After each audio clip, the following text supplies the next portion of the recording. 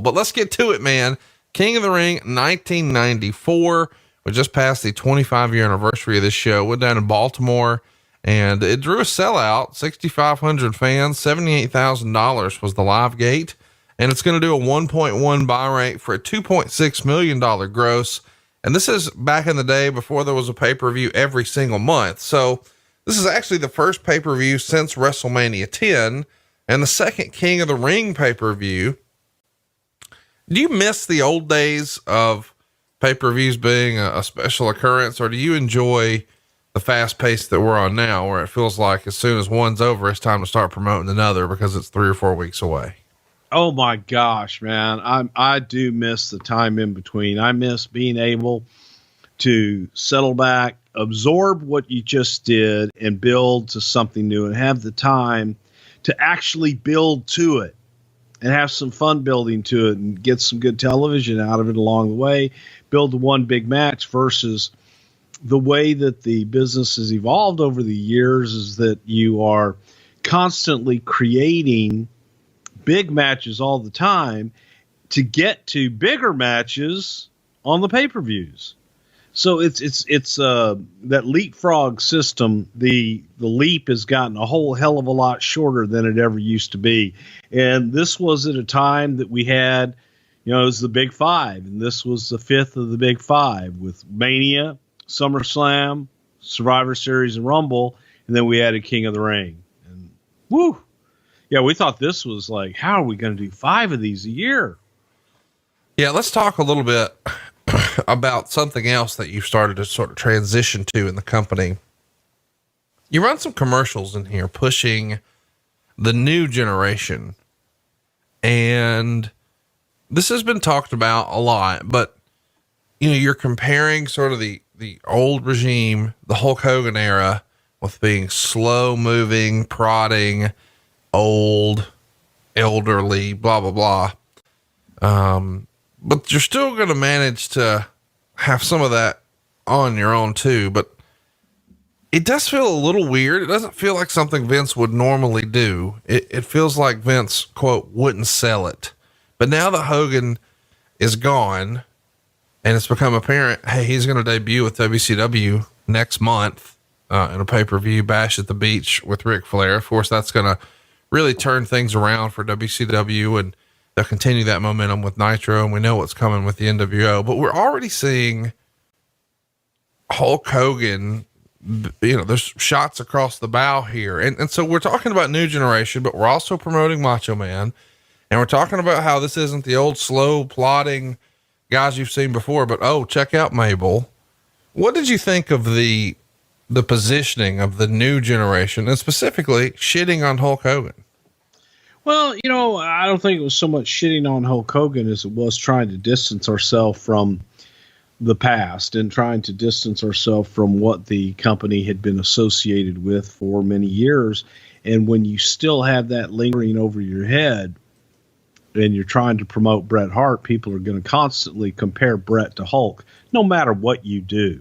So you have to do whatever it is you can on your side to change that narrative, however the hell you want to do it. And I'll never forget sitting in a room with some marketing experts. And one of the things is, you've heard me talk about it before, when we made the move to focus on Bret, we would often ask ourselves, what would we do in this situation if it were Hulk? Whether it was marketing or promotion or a match or whatever it is, you'd say, okay, well, if it was Hulk, what would you do? And you try and apply that logic. Sometimes it works, sometimes it didn't, because Bret was different. Bret was new in that role. And we're sitting around all these marketing geniuses and shit. I even want to say that we had an outside company at the time that had come in to advise us and try and help us out with some of these different ideas that we had. And the one that stuck was, when a brand new cereal or an old cereal or Coke or Pepsi or whatever, they want to reinvent themselves. It's, the new and improved. the new Coke, the new and improved corn crisps or whatever the fuck it is. And it was new and improved. It's new. So people, no matter, all you do is you put that fresh paint of coat on it. And by God, you've got something new. So Brett was that new, fresh paint of coat. So it was new and improved. And we were looking at guys like the 1, 2, 3 Kid, Razor, and Diesel, and Sean, and just a younger batch, younger in comparison to what the previous regime had been. So let's put them up in the forefront. And as we get into this card, you'll see how well that worked out. Yeah. So that's what I want to talk about, especially for the goddamn closer. Well, yeah. So let's talk about it. I mean, this is the kind of point I was driving to. It doesn't feel like, it feels like a marketing decision, but not necessarily one that Vince is totally on board with. Maybe he is taking the advice of, hey, you got to put new and improved on it, and that'll maybe get some renewed interest. Okay, I get that. But he still sort of goes with what he knows. Your main event is Roddy Piper, who's 40 years old, and Jerry Lawler, who's 44 years old. And I think this is the first time in WWF history that two guys who are 40 plus are headlining a pay-per-view. So at the same time we're pushing throughout the show, this is the new generation.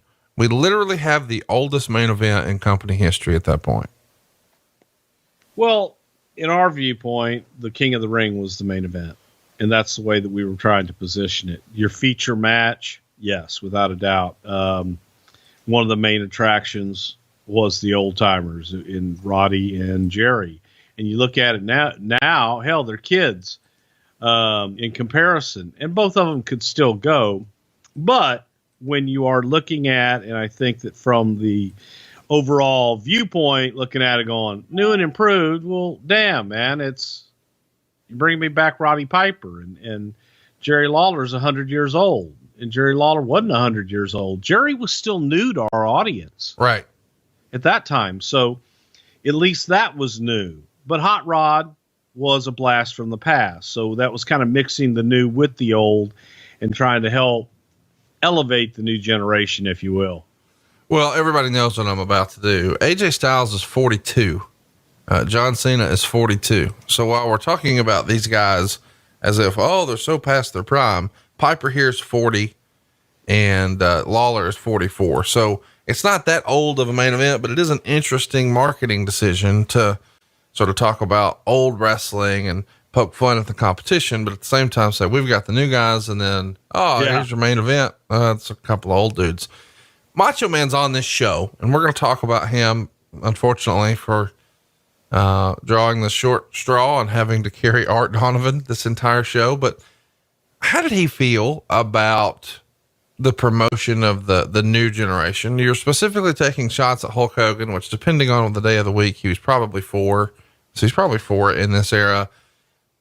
But he's got to wonder, hey, wait a minute. I don't want to be done in the ring. What's that mean for me? Right?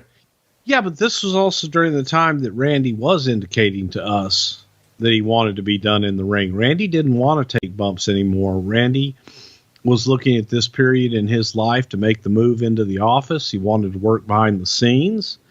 And I think that pride and everything else that Randy never wanted to get out of the ring, but at the same time, the business side of Randy was saying, yeah, let me get out of the ring. Well, that's going to be hard today.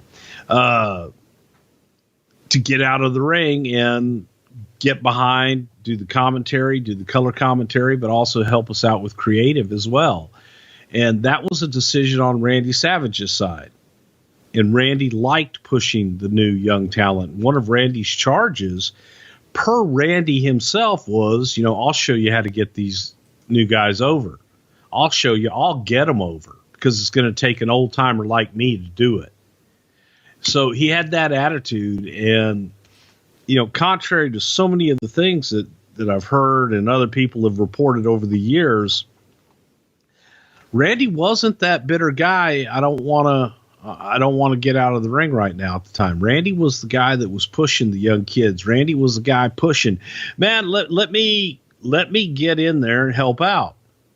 Let me go on to the next stage of my life in this career, because I don't want to be battered down and beaten up when I'm 50, 60 years old. Let's talk about where we are in the business of the World Wrestling Federation. Your average attendance in June of 93, 2,610 fans. A year later, you're up 11%, 2,940 fans. Your gate is also up about 10%, going from 33,000 and change to 37,000 and change. And you're actually selling out some house shows here. Not a ton, but it's still happening. Ratings are down just a little bit, but maybe not enough to really mention. But something that is worth mentioning, Meltzer's going to report that the Steiner brothers no-show opening weekend because they're trying to quit. Apparently they tried to give notice earlier in the week. They've been unhappy with their pay for months. They're used to a guarantee from WCW, and they were earning around $300,000 with WCW. And they had a backup plan to go work in Japan where they thought they could make about 12 grand a week. And Meltzer's going to freestyle in his report that they're probably going to have to sit out the remainder of their contract, which wouldn't expire until mid-December, at least as far as North America is concerned, but they could still work these New Japan shows.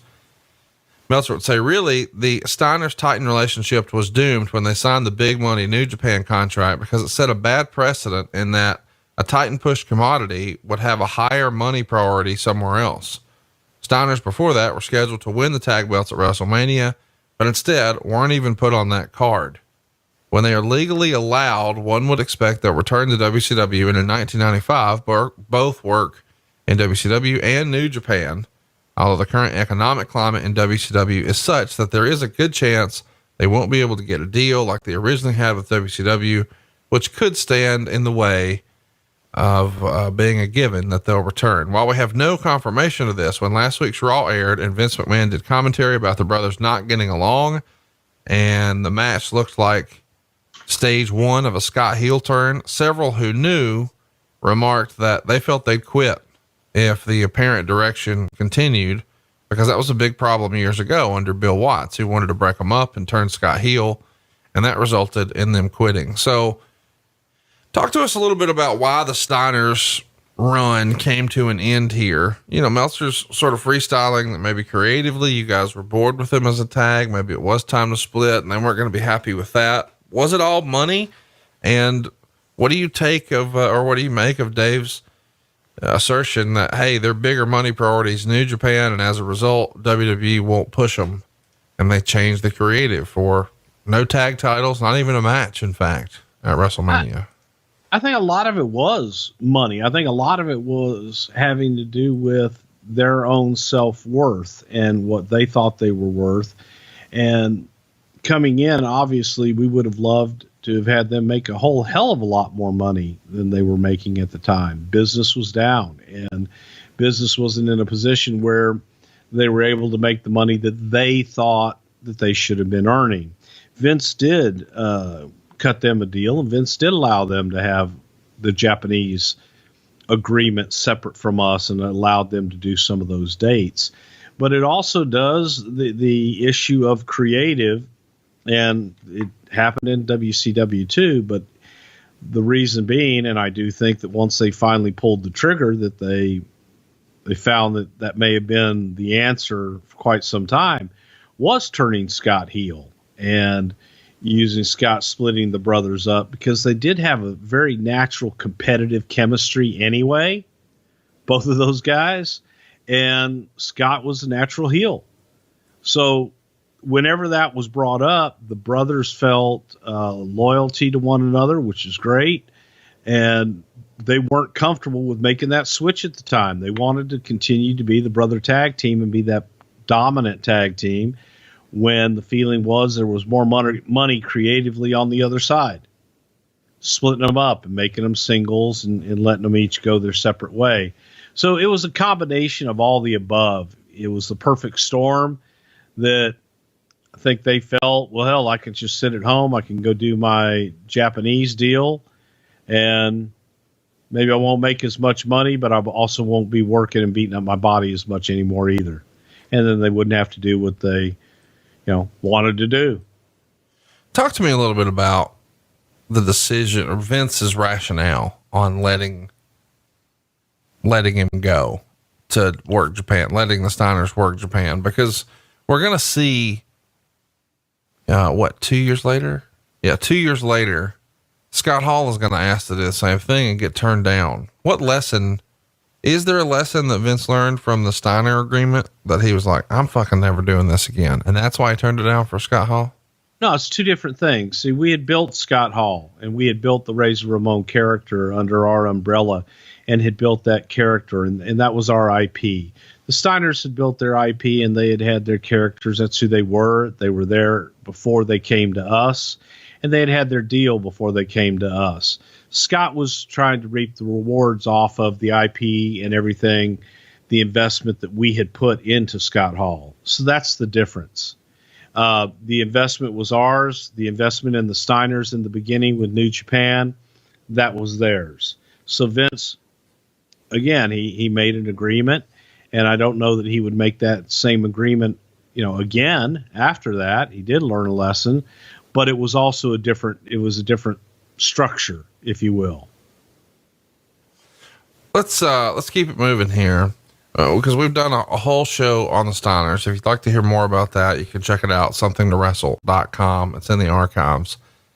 Meltzer's going to report that there's some bad news for Titan Sports and that the criminal indictments against the company have been rewritten with 2 additional charges being added, bringing the total to 5 counts, 3 against Vince and 2 against Titan. Both new counts are similar, charging both McMahon and the company with possession and intent to distribute anabolic steroids on April 13th, 1989. And in the count against McMahon, the indictment will claim he knowingly and intentionally possessed, with intent to distribute to a WWF performer known to the grand jury, a substance containing anabolic steroids for use in humans other than for the treatment of disease. So, we're knee deep in the middle of this mess, with Zahorian and all the fallout. And the real push here is what the government is going after. The additional 2 indictments increase the maximum penalty against McMahon upon conviction from 8 years to 11 years in federal prison in the trial currently scheduled for July the 5th at the Nassau County Courthouse in Uniondale, New York. The amount of potential fines against Titan Sports and McMahon with the added indictments are $2 million. And the most damaging potential penalty, the government's attempt to seize Titan Towers, the WWF's $9.5 million office complex in Stamford, was dropped a few weeks ago, as was widely reported. Titan's lawyers have a hearing on April 29th before Judge Jacob Mischler in an attempt to get the case dismissed before a trial. So I guess it's good news that, hey, they're not coming after the building anymore, but they're still piling on these counts. This has got to be the most stressful time in Vince McMahon's entire career, is it not? Without a doubt, because at this point, the government was just grasping at straws. They realized that they didn't have a case. They realized that everything that they were doing was just a witch hunt. They weren't getting any evidence. They weren't getting anything substantial. Got a lot of hearsay, rumor, and innuendo and bullshit, but nothing that actually added up to anything. There was no illegalities. It was just something that they kept trying to trump up more and more charges. So if you have one that may seemingly look like, okay, there might be a little smoke over here, well, let's file another one very similar to that. Now there's going to be 2. Same charge, same shit, same everything, but different name. And let's try that, because then it'll add up. It'll make it look worse. And that is what the federal government just continued to do. They just kept trying to intimidate. They kept trying to add things that were just erroneous and completely false to try and make their case look stronger and look bigger in the public eye. And it was bullshit. And it quickly got thrown out and it was laughed at, which is another reason that so much of this is everything got closer and closer to the actual trial taking place, that the government was just losing face with the judge, with court, and everybody else, because they're going, what do you really have? Do you have anything? And they were quickly finding out that they had a house of cards. Let's keep it moving here, because this is obviously, the basis of the entire, this is really what in this era, the newsletter spent most of their time talking about, as well they should. But we've done a whole episode on the steroid trial, which is available in the archives. You can check it out now, somethingtowrestle.com. But I do want to mention that, once they got digging here, it becomes, as you said, a house of cards, and they're just grabbing at whatever, including a report on April 22nd in the New York Daily News saying that Vince McMahon ordered Howard Finkel in February of 90 to take an HIV blood test on behalf of Terry Bollea. So fraudulently, because it's required by the state licensing authority. And this makes all the New York radio and TV media throughout the market that weekend. And they start to do stories on a current affair and everything else.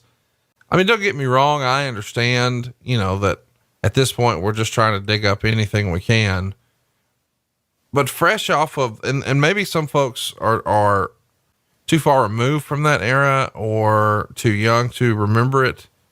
But when Magic Johnson got HIV, it created a whole new awareness, in America, at least with a different section of America. And the idea that now, there's a report that someone had to take an HIV test for Hulk Hogan. My goodness, people are going to jump to some crazy conclusions on that. Are they not? Well, okay. A report from whom? Right. A rumor, a bunch of bullshit. And, internally, never heard that, and heard it externally, which is laughable, because if anyone that ever has known Howard Finkel, I believe they called him a loyal lieutenant. Yes, Howard would do anything, but the last thing that Howard would do would be lie, and the last thing that Howard would do would put himself in a position where he would have to testify, or where he would have to do something. He couldn't do it. Howard would break. He couldn't do it. Right. And I don't think that Vince would ever put him in that kind of a position to do something like that. So it was rumor. It was nasty. It was mean spirited, but it was another tactic to get people to say, hey, look at these dirty bastards. Look at this shit they're doing. We have no proof of this, but I'll bet you that they had Howard Finkel do it, because Howard doesn't do drugs. Howard doesn't do anything. He's a loyal soldier. He'll do whatever Vince McMahon tells him to. And that evil bastard probably told him to do it. That's just bullshit. Well, here's the thing. Here's the result of the report, though. A current affair starts to freestyle, Hulk Hogan has AIDS, which is just insane. But they turned this one little report into a 6-minute story, and they even go interview David Schultz, and they're asking him, hey, did you, because they're trying to freestyle, well, how did he get AIDS? So there's a real AIDS hysteria after Magic Johnson, where people who weren't talking about it wasn't on anybody's radar. Now with Magic Johnson, more people know about it than ever before, and it's just it's a fear. Oh, you can't drink after someone, and oh, wash your hand. It was a weird hysteria in America where people just didn't really understand it. And so they're freestyling a current affair here, and they're saying, oh, did he share steroid needles with anyone? And it's just unbelievable to me that they jumped to the conclusion, oh, well, that must mean Hogan has AIDS, and they didn't want anybody to know. Right. And, there was that hysteria. I remember even in the gyms during that time, every machine had a spritz bottle of disinfectant that would guard against any disease-borne illness and shit. And after every time you worked out on a machine, you had to use their wipes and spray it down and clean everything off, because if you got someone else's sweat on you, you would get AIDS. It was hysteria. It was blown out of proportion. We didn't know a lot about it, and it was scary, because you did know we weren't nearly as educated on the disease as we had become later on. And I think that people would play on that hysteria to just instill fear wherever the hell they could. And if you could say, oh, wow, look at Hulk Hogan. Well, he's doing something there wrong. And if Magic Johnson, Right. the NBA sweetheart, has got HIV, then, oh, yeah, Hulk Hogan's got to have it. And that was actually the rationale. Unbelievable. It was ludicrous. Well, as if this weren't enough, in the middle of all the steroid nonsense that Vince is trying to battle through, and business being down and guys not being happy with their payoffs and saying they're going to sit at home, this is also the era where the Chuck Austin thing is going to trial. Now, we've talked about this in our Rockers episode, but we should briefly mention that Chuck Austin is an enhancement talent, is going to suffer a broken neck at a December 1990 television taping against the Rockers. The trial began on April 19th, and the injury comes when Marty Jannetty does a move where he puts his leg over Austin's neck and jumps down. And Austin lands on his head instead of his face, and that paralyzes him from the neck down. And Austin files suit in 1991, suing Marty Jannetty, Shawn Michaels, and Titan. We've talked about this before, but one of the expert witnesses brought in by Titan is Dean Malenko. The other is Killer Kowalski. Whereas if you're looking for somebody to saddle up against Vince McMahon, Chuck Austin brings in Bruno Sammartino. Golly, what a tangled mess where you've got your top draw now testifying against you. And that was, I guess, 2 generations ago, but 1 generation ago, it's all in the paper that you helped cover up the fact that he has AIDS, and you're on, trial for your life for 20 years, and your business is down. And your top draw is now going to show up for the competition next month in the biggest super pay-per-view that you had a chance to book, but didn't. Fuck, you kind of feel bad for Vince in this era. It's like, how much more can he take? A decision, of course, comes down in this Chuck Austin case. He's awarded $26.7 million by a jury on April 29th. Originally, they were only asking for $3.8 million, and then eventually asked for $7 million, but they decide to just stack it up. The jury awards $4.2 million for medical bills and rehab, $16 million for pain and suffering. His wife is going to get $5.5 million for her suffering, and his 2 sons are going to get $500,000 apiece because, their father has been limited in what he can do for them now. So unbelievable that all of this is happening at the same time, is it not? Yeah, and it really is, but it also goes to the testament. Everybody likes to say bad shit about Vince McMahon, and I'm often painted as the Vince McMahon apologist. But when you look at the facts and you get down to the nitty gritty, I like to share the story that Jerry McDevitt shared with us. And Jerry McDevitt was Vince's attorney throughout all of this, still is. And McDevitt tells a story of, like, during this very time period where everything was coming down, and it seemed every day we were hit with what's next, another bombshell. Well, this one's coming down the pike. These guys are suing you for this. These guys are going to sue you for that. This one's doing this. And McDevitt and Vince had been at the office all day long, and it was a late night, and they're coming out of Vince's office, and Nick, the janitor,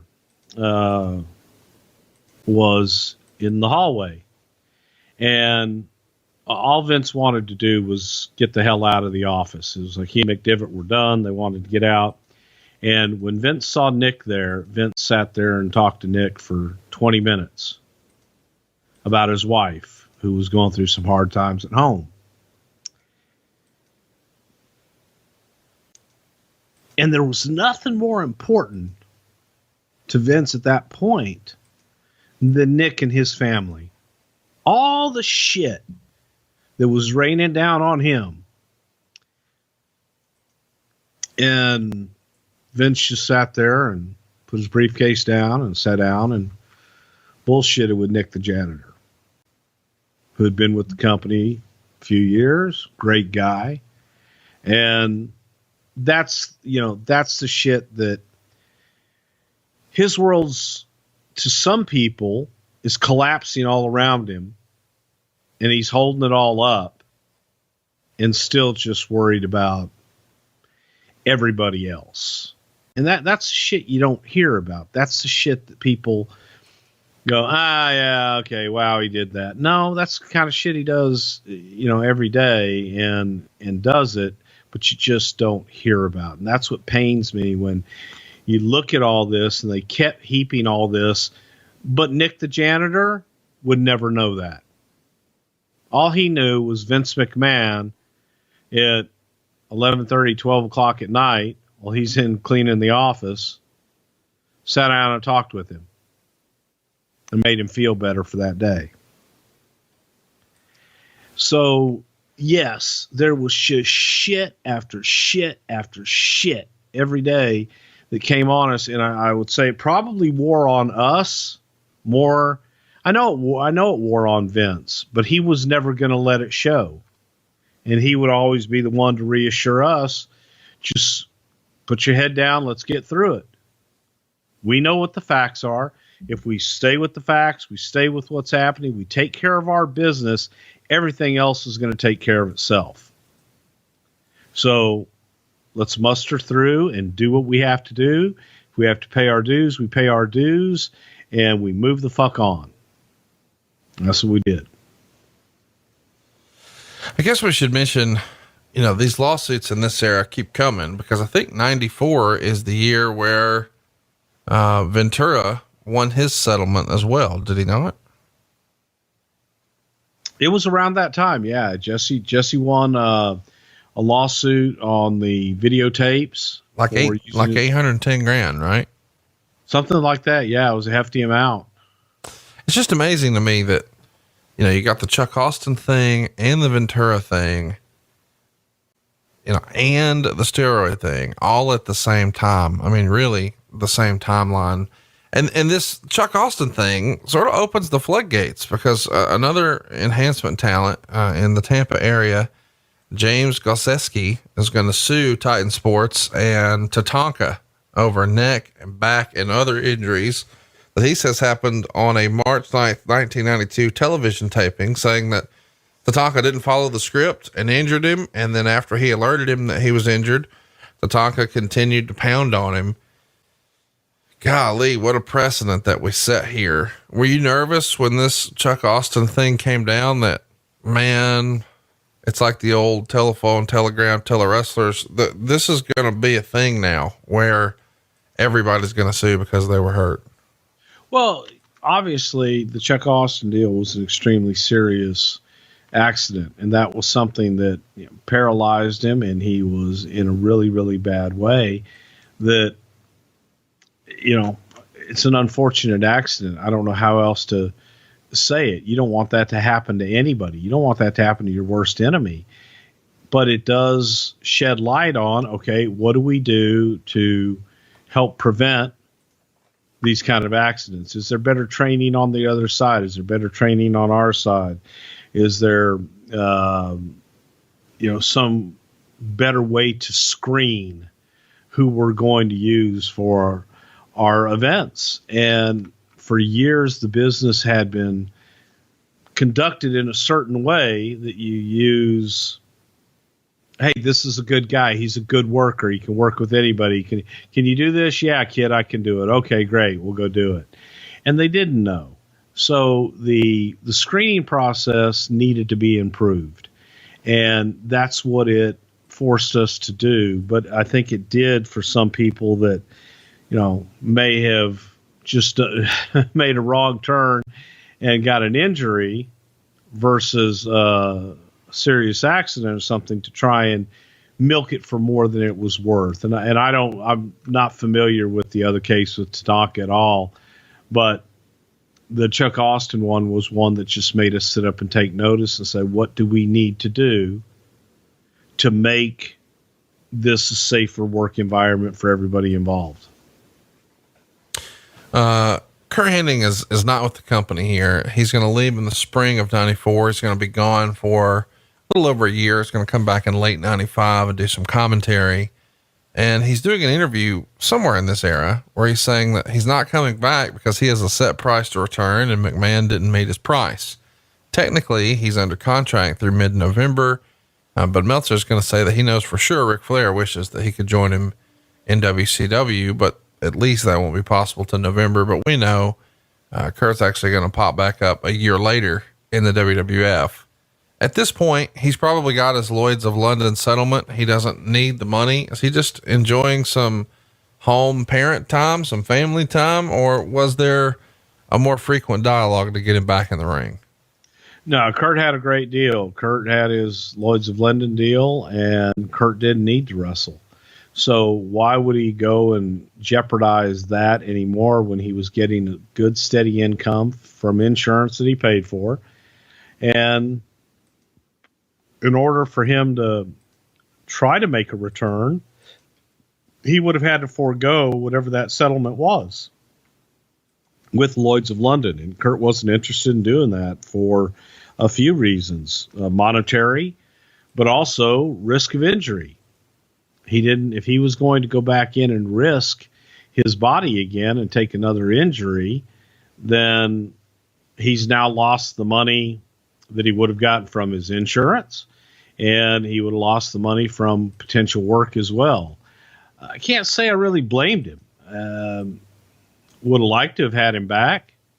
I think that he could have come back physically, but from a performer point of view and from his standpoint, man, that Lloyd's of London deal, that's what it was for. And he used it. You know, the one guy you mentioned, Ric Flair. Shit, Flair, if there was anybody that could have used it many years ago, was Ric Flair. And he never did because Rick just had that ping that he had to perform. Right. Rick just couldn't help not performing. He'd make less money performing than he probably would have made collecting his Lloyd's of London. Yeah, it's interesting because this is a guy who, I mean, you talk about Kurt, his career, I mean, he's still in the prime physically of his career. He had a lot left in the tank, and we're going to see him wrestle a little later, but by then it's not the same Kurt, right? No, not really. And I think it wasn't the same Kurt because of a little trepidation. I don't think Kurt wanted to suffer the same injury he had before. He was in an awful lot of pain. And frankly, he didn't have to work the way that he used to work. Sure.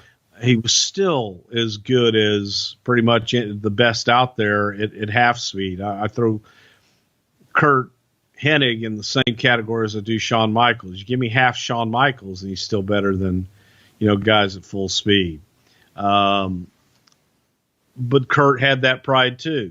But at least Kurt was smart enough to go, okay, I can dial it back. And I can get through it and I can still be Kurt because he still had the wit.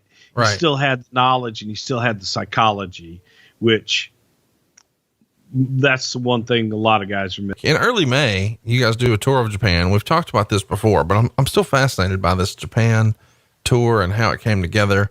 It goes down on May 7th in the Yokohama Arena. You guys draw 8,056 fans, but it's a capacity of 17,000. So, there's less than halfway full.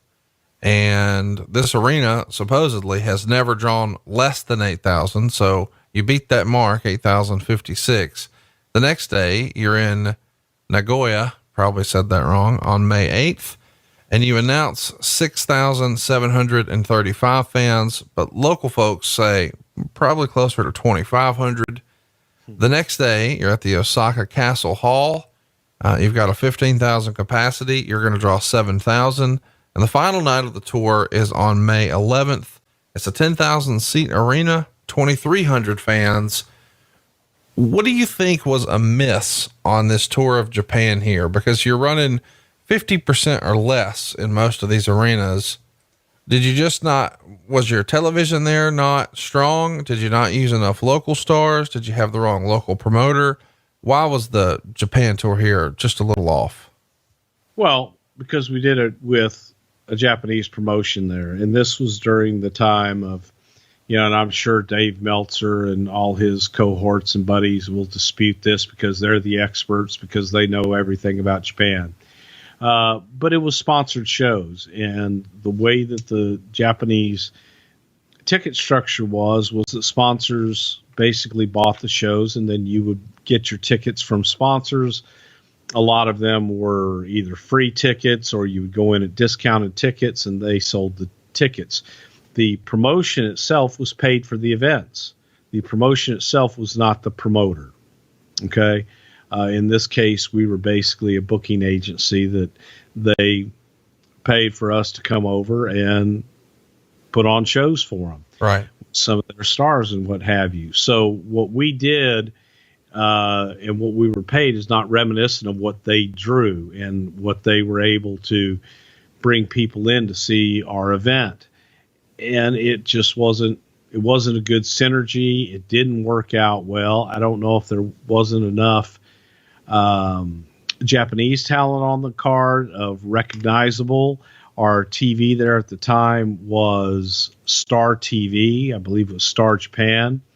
And it was, we went on, I think it was with Tenru's group and another group in the optical world folks at that time, that they wanted to get into the wrestling business, just like a lot of the sponsors and different people in the old way of doing business with New Japan and All Japan had done for years.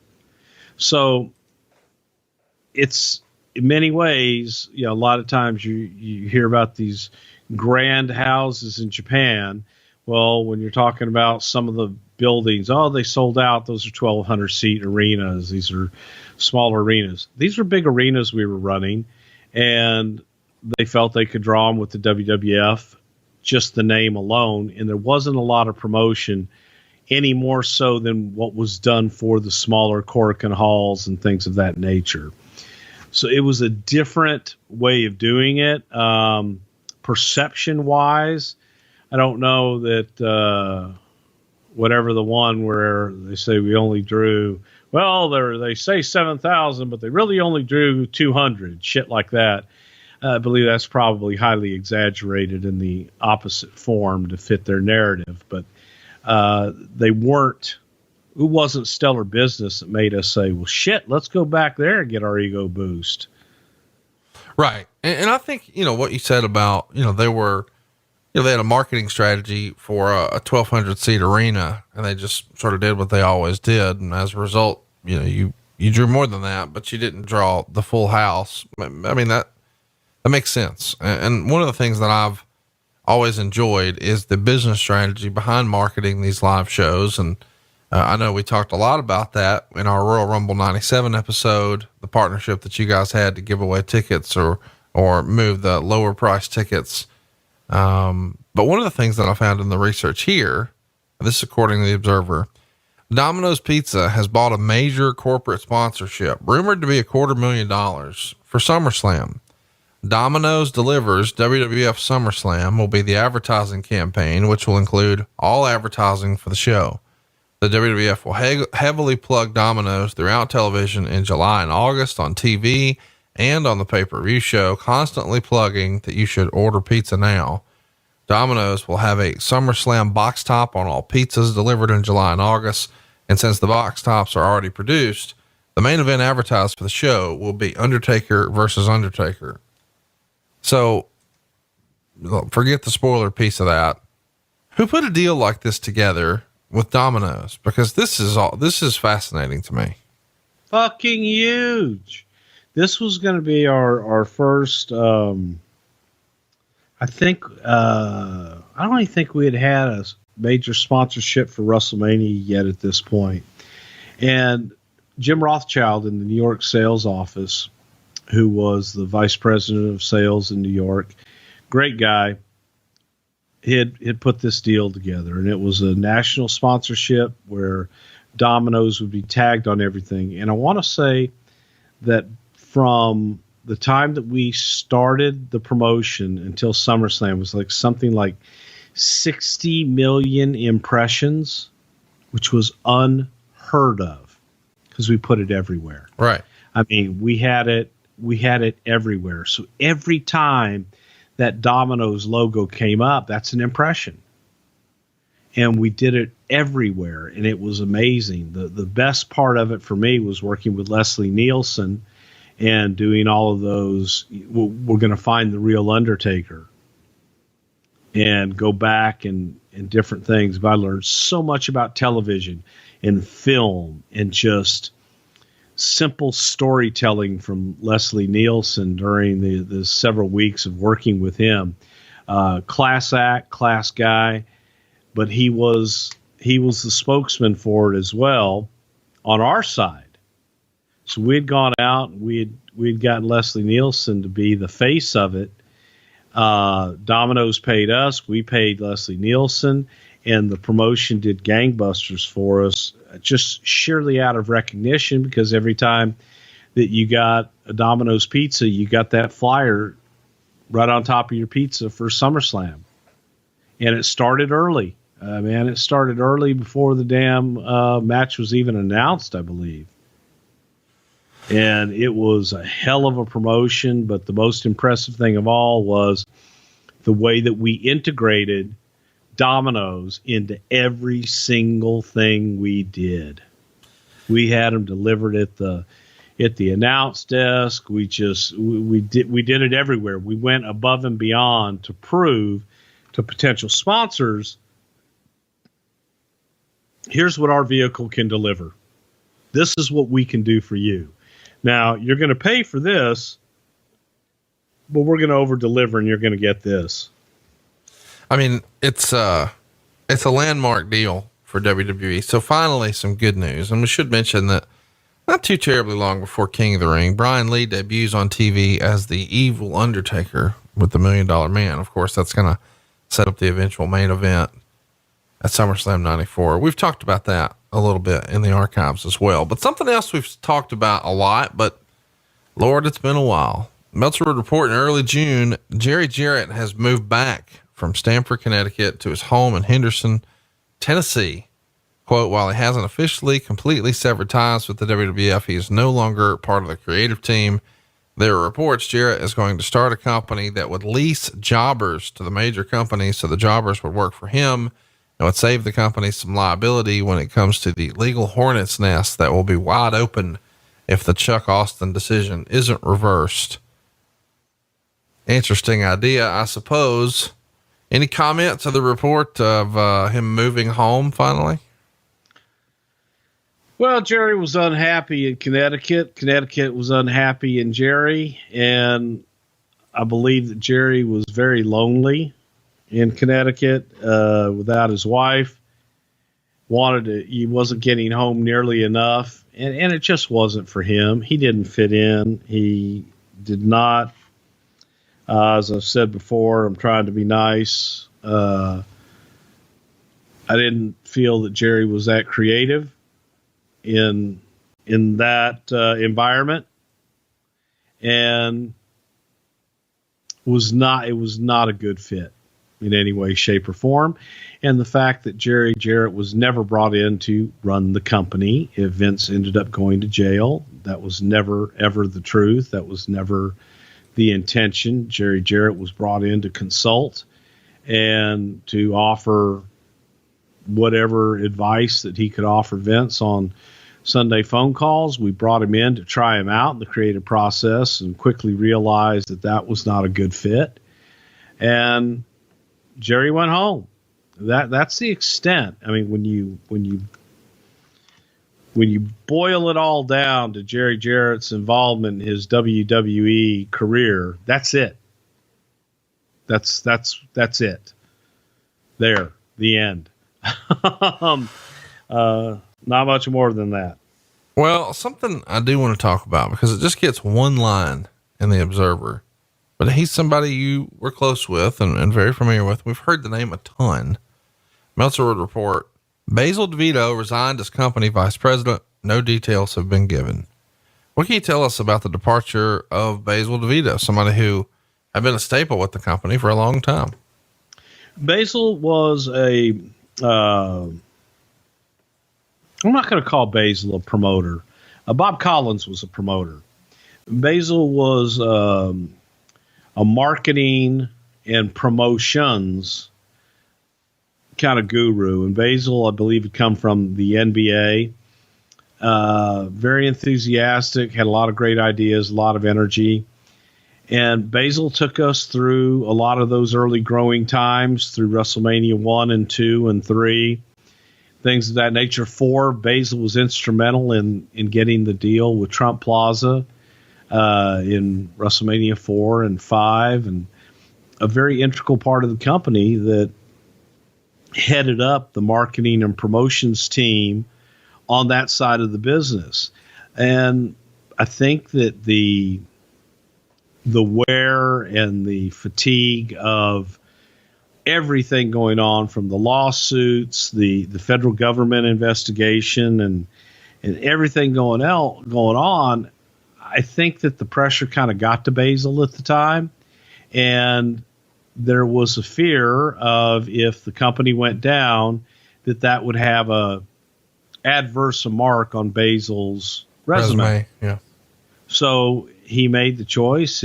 I believe his father-in-law had a oil company that delivered, oil in the winter for the heaters up in the Northeast. And Basil took this opportunity to go and help out his father-in-law during that time and walk away from the company. I think he felt that might be a little more secure in an unsecure environment.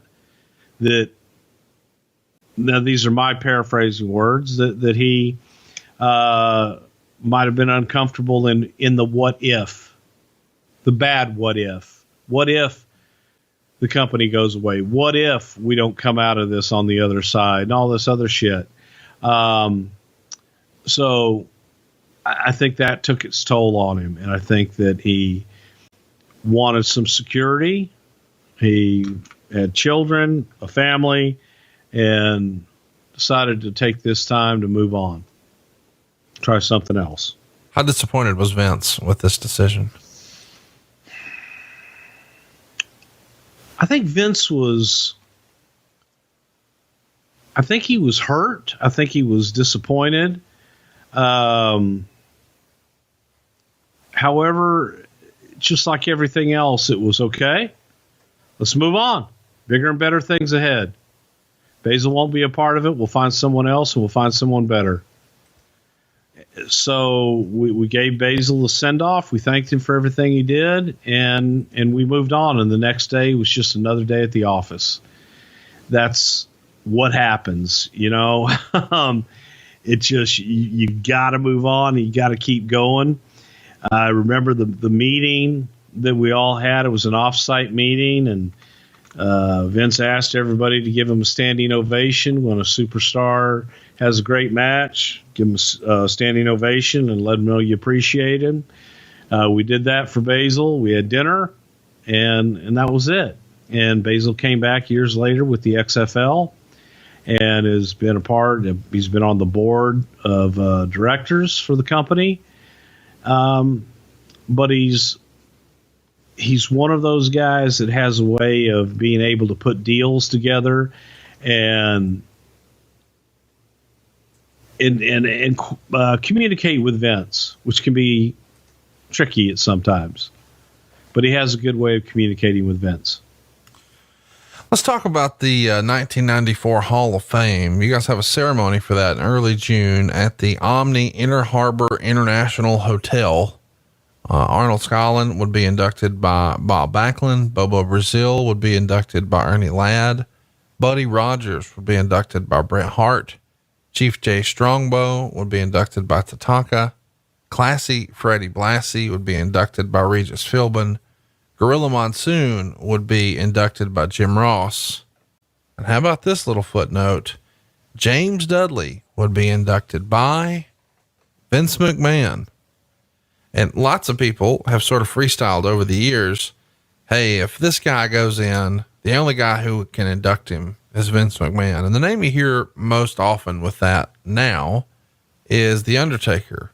But we've also heard reports, at least this year, or if you even mention Vince McMahon's name, you find your ass fired. James Dudley going into the Hall of Fame and Vince inducting him. We've got some listeners who may not be familiar with James Dudley and his family relationship with the McMahons. Chat everybody up about who James was and why Vince wanted to be the one to induct him. Well, James Dudley was the original bad Leroy Brown. And when I say the original bad Leroy Brown, I'm not talking about the wrestler. I'm talking about the man that Jim Croce wrote the song about. And James Dudley was one of the top stars of the Negro League, the Baseball Negro League. And absolute, just top-notch baseball player that before segregation Jim Dudley had the opportunity to play in the majors, he would have been a huge star. A giant of a man, and he was from Washington, D.C. He had a relationship with Vince's father, Vincent Jess McMahon Sr., and they did business together because if you were going to do business in certain parts of Washington, D.C., there were segregated parts where it was very difficult for people to do business, for a black man to do business in a white part of town and a white man to do business in the black part of town. Well, James Dudley was able to bridge that with Vince McMahon. And James Dudley was able to go in and say, Vince McMahon's an honest guy. We're going to do business with him. And if anybody has a problem with it, then you've got a problem with me. So Jim helped Vince tremendously in his business. Vince brought James into the wrestling business. James was also the first manager for Bobo Brazil in wrestling. So Vince McMahon made him a manager as well. But Mr. Dudley, who is how I referred to him out of reverence and a great deal of respect, because of his life, just an incredible life story of everything that he came up through and from and what he lived through, and was one of the kindest, most gentlest people you'd ever want to meet. But Mr. Dudley would come into Baltimore. He would go into Vince's office, which was about the size of a shoe closet. It could hold maybe 4 people. And Mr. Dudley would sit in Vince's office all night long. Vince would do business all around him, with Jim just sitting there. And nobody gave it a second thought. Some people walk in and go, who's the guy in there with Vince? So that's Mr. Dudley. Okay. And Vince would always, whenever anybody would come in and say, gentlemen, please allow me to introduce you to Mr. James Dudley. And everybody, hello, but no one knew who he was. He stayed by Vince's side, took care of Vince Sr., took care of Vincent Kennedy, and was a trusted and loyal friend, employee, and one of the toughest son of bitches you'd ever want to meet in your life, and an incredible athlete. It's just, when people speak of the Negro League in baseball, James Dudley's name always comes up. Really? Yes. Because he was one of those top stars. He drew. And had he come along just, a few years later, man, he'd be one of those guys. You'd be talking about Jackie Robinson, and you'd be talking about James Dudley too. That's a big statement. Talk to me a little bit about the rumor and innuendo that oftentimes as he's sitting in Vince's office, if he thinks, hey, this next fella might be a problem, and make no mistake, the perception was James Dudley was, for lack of a better word, Vince McMahon's heavy. And so as he's in there, if maybe this next fella is going to be a problem, James just casually pulls out his straight razor and starts sharpening it or fidgeting with it. That might have been in the old days of Vince Sr. I never saw that or heard that with Vincent Kennedy, but definitely with his father, that probably was the reputation. Even if it never happened, I'm sure that was a reputation, because James wasn't going to take any shit off anybody. It's just fascinating to me that, so many fans these days are like, oh, who's going to be the first guy Vince inducts? It's like, wow, that happened 25 years ago. Other names. And it meant, and that one probably meant more to Vince than anything. Because he took care of his dad. I mean, it's a special place in the family, it's not just business, it's family at that point. Yeah. And you look at the list of presenters. Oh, unbelievable. It was Ernie Ladd and Bobo Brazil. Bobo was another guy that when you talk about class, Bobo Brazil was just old school, pure class. Just a gentleman's gentleman and huge man, just great stature, had a presence about him. When he walked in a room, you went, holy shit, that's somebody. And big smile on his face, charming as could be. And of course, to be inducted by the big cat, Ernie Ladd, and Ernie being up there, and Ernie being able to lay down the speech that he gave about Bobo Brazil and I'm going to beat the black out of you, boy. And these were things that was how they drew. And it was, you couldn't get away with any of that today. But Bobo and Ernie had so much respect for each other, and Ernie had a way about him of articulating and talking people into the arena, and the legendary rivalry between Bobo and Ernie, and the two of them together, just to see them together after all those years was amazing to me. And then Regis Philbin coming in and doing Fred Blassie, and Fred Blassie bringing damn near the whole room to tears.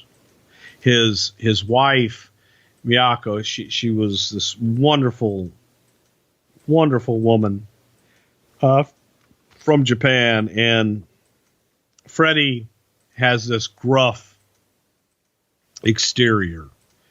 However, with his wife, he was a little teddy bear.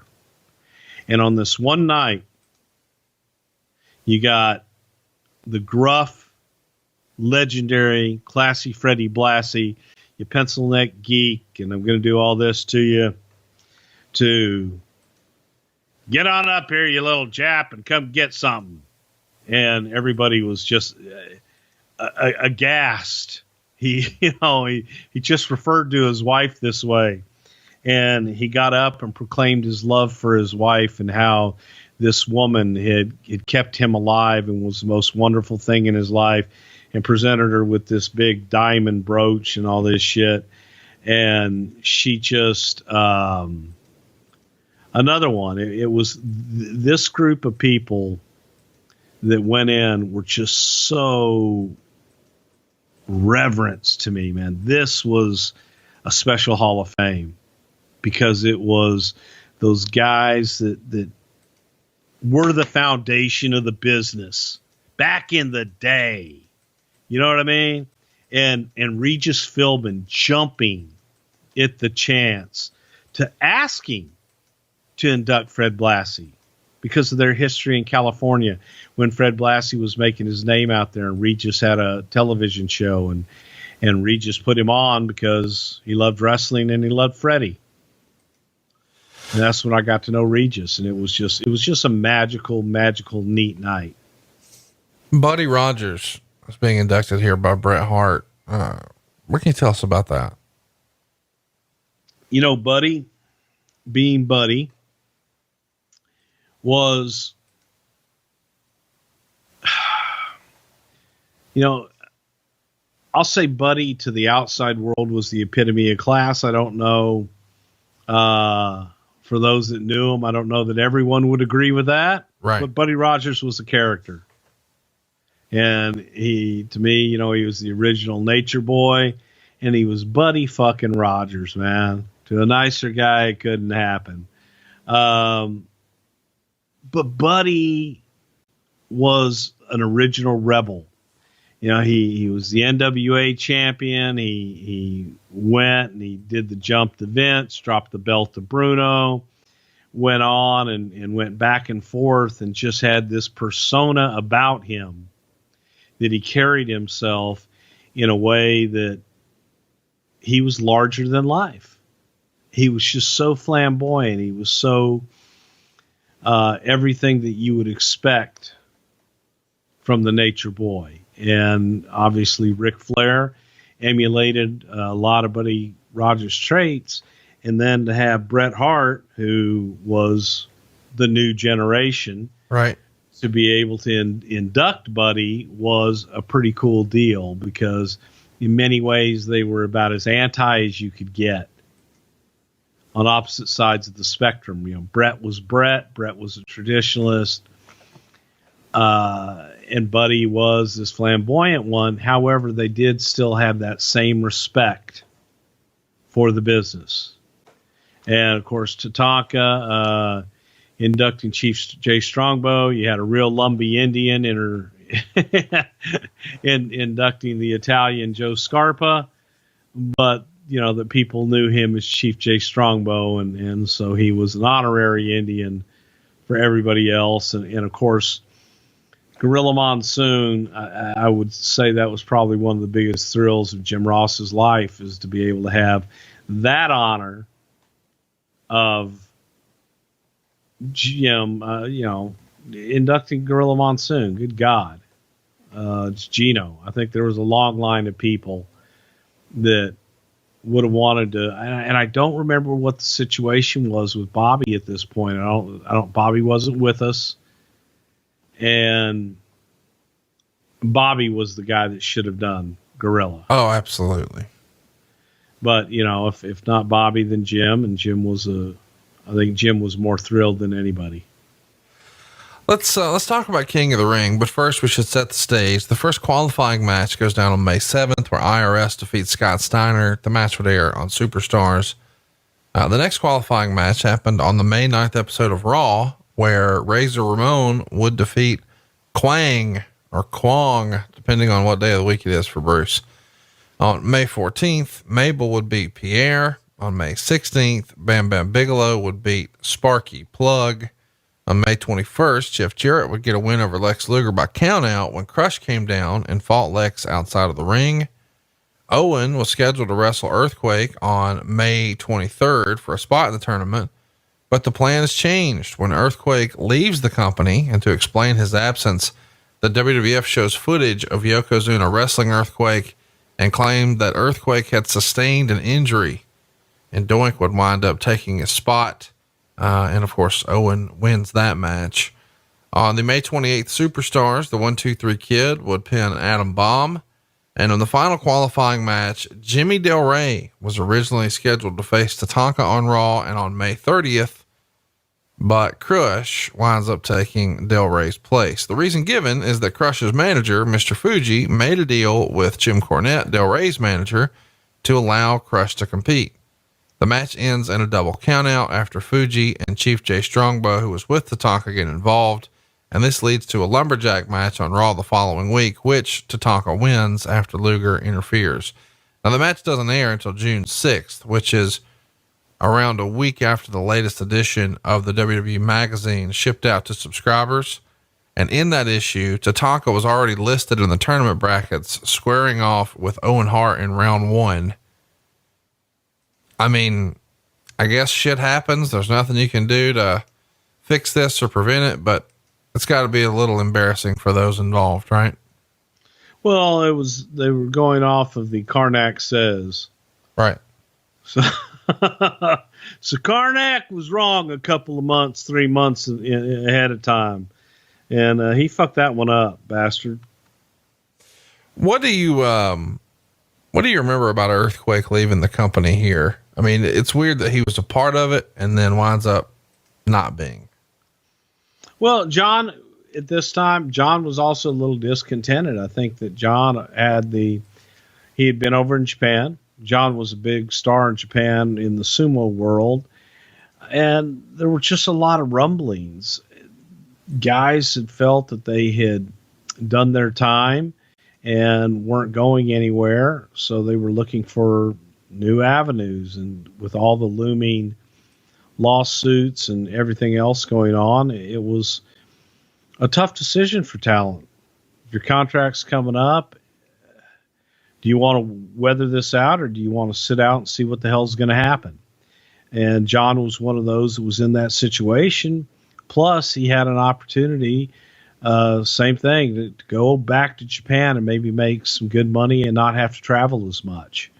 And that was what was weighing on him. And he just looked at it as an opportunity. His body was breaking down.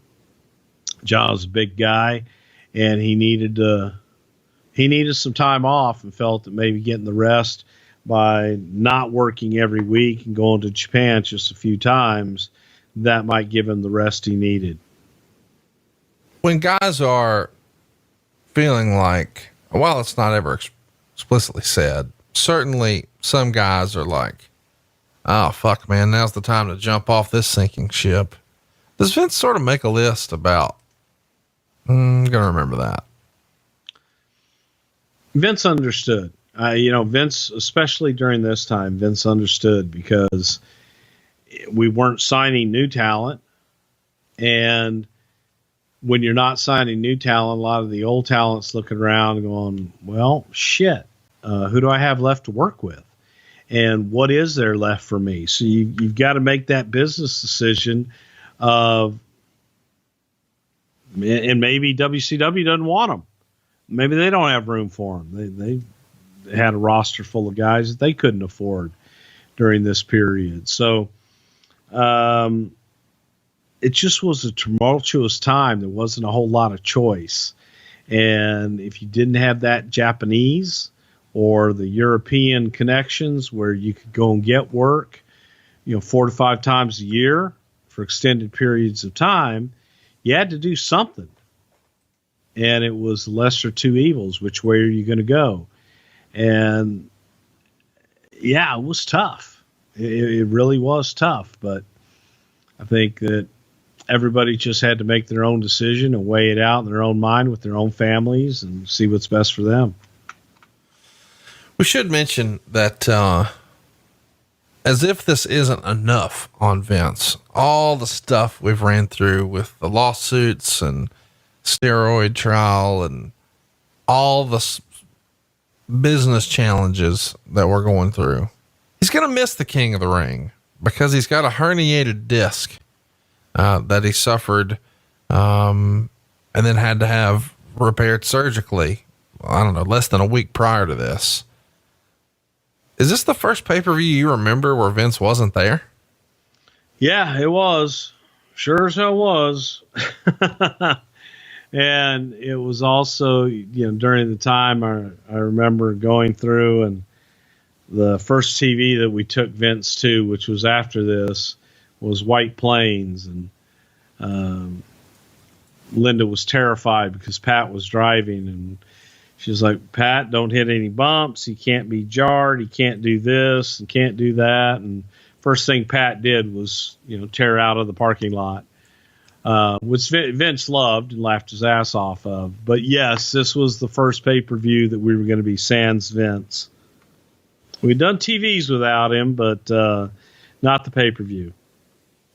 So as a result of Vince missing this, it's Gorilla Monsoon, it's Randy Savage, and it's fucking Art Donovan doing commentary. Now, I would assume the original plan is for Vince to be the other guy in there and not Art, and you guys had to call an audible, and you went with a linebacker from the Colts in the 50s and a Hall of Famer. But wow, chat me up. How does Art Donovan get in this spot?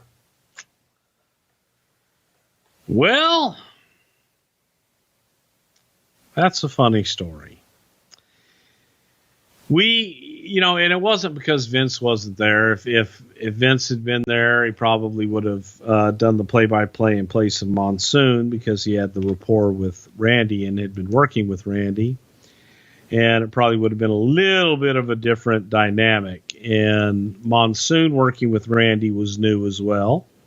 So you got new Randy and Monsoon, and then you add in this guy that last watched a wrestling match probably on the DuPont network with Gorgeous George.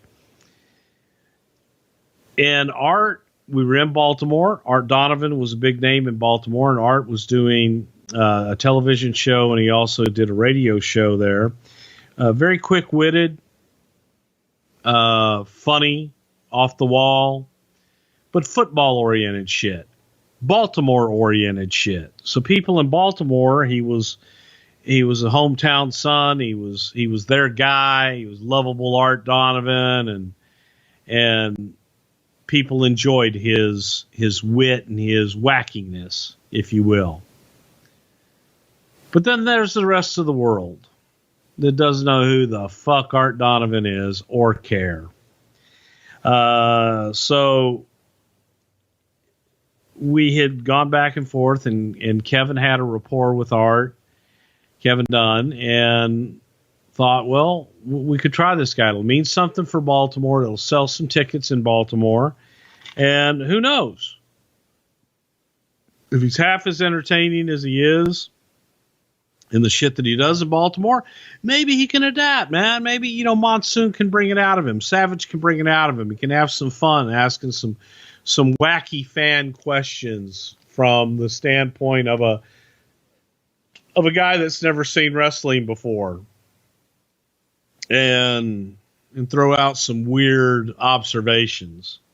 Well, that part we got. Yeah.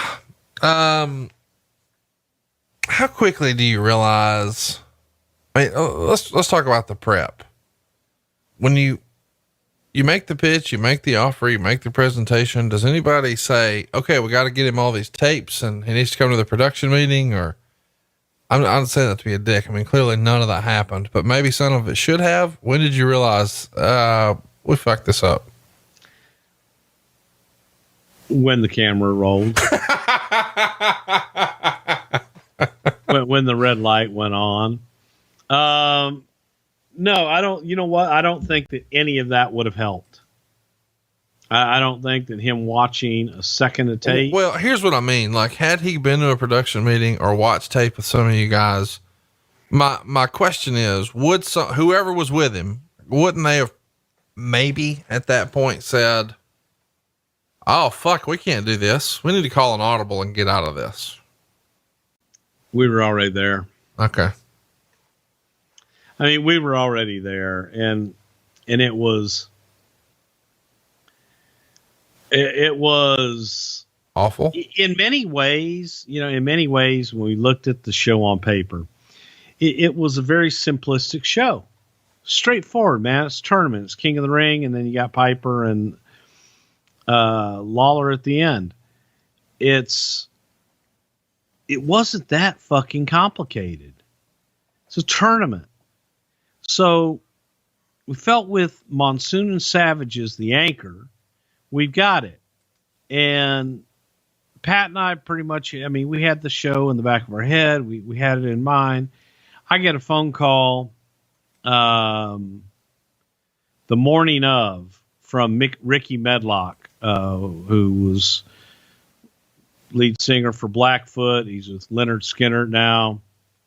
And Ricky's a friend of mine. And he says, hey, man, you guys are in Baltimore. I'm across the street at the stadium. I'd love to come by and see some of the matches and shit. And, if you guys get done, come on by the concert.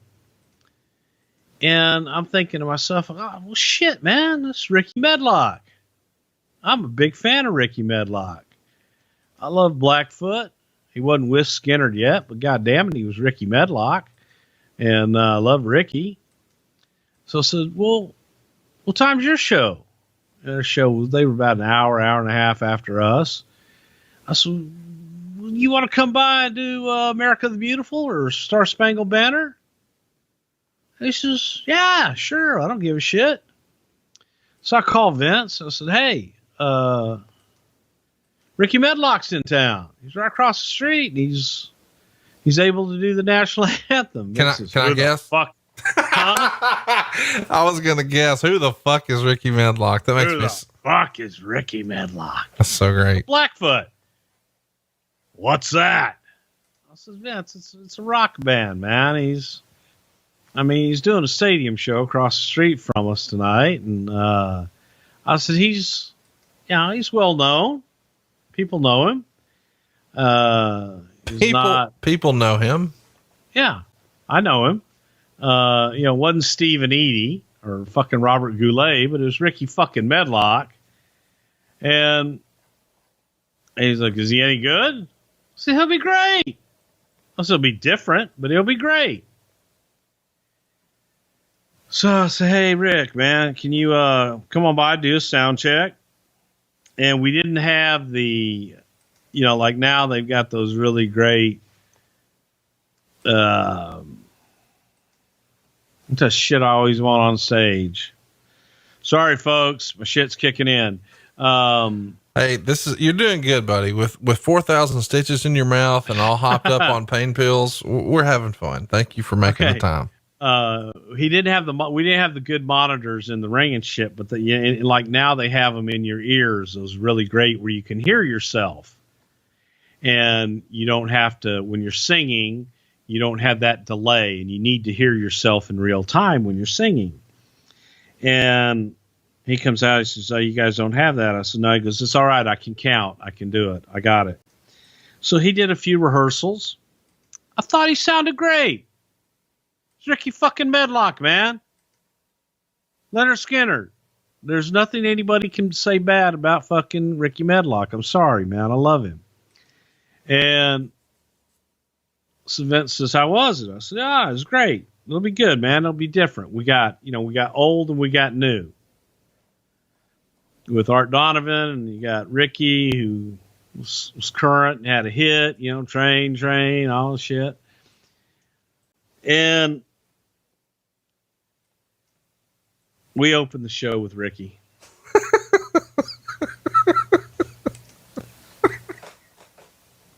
A cappella. And I love Ricky, man. Sure. Have I mentioned I love Ricky? Yeah, he's great. He really is great. Well, we got it. He's fucking awesome, man. He is fucking awesome. Yeah.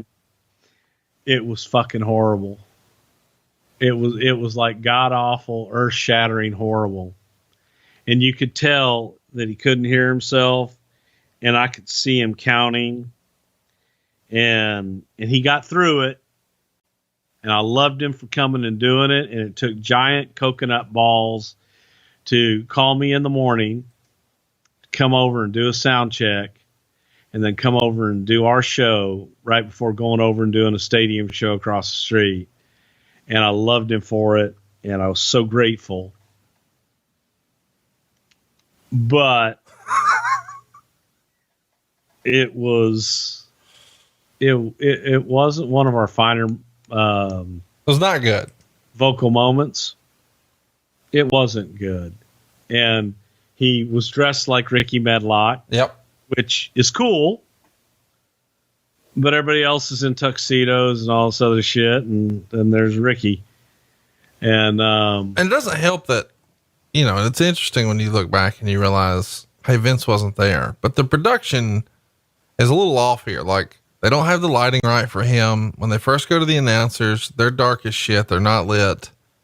There was a lot of production snafus here that weren't normal for the company at the time. Is this a cost cutting measure? Are you using different folks for a different union?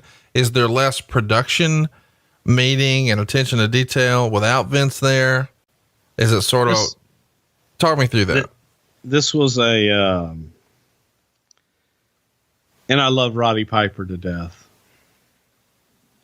This was, a lot of this was Roddy Piper. You see, I was the conduit with Roddy Piper.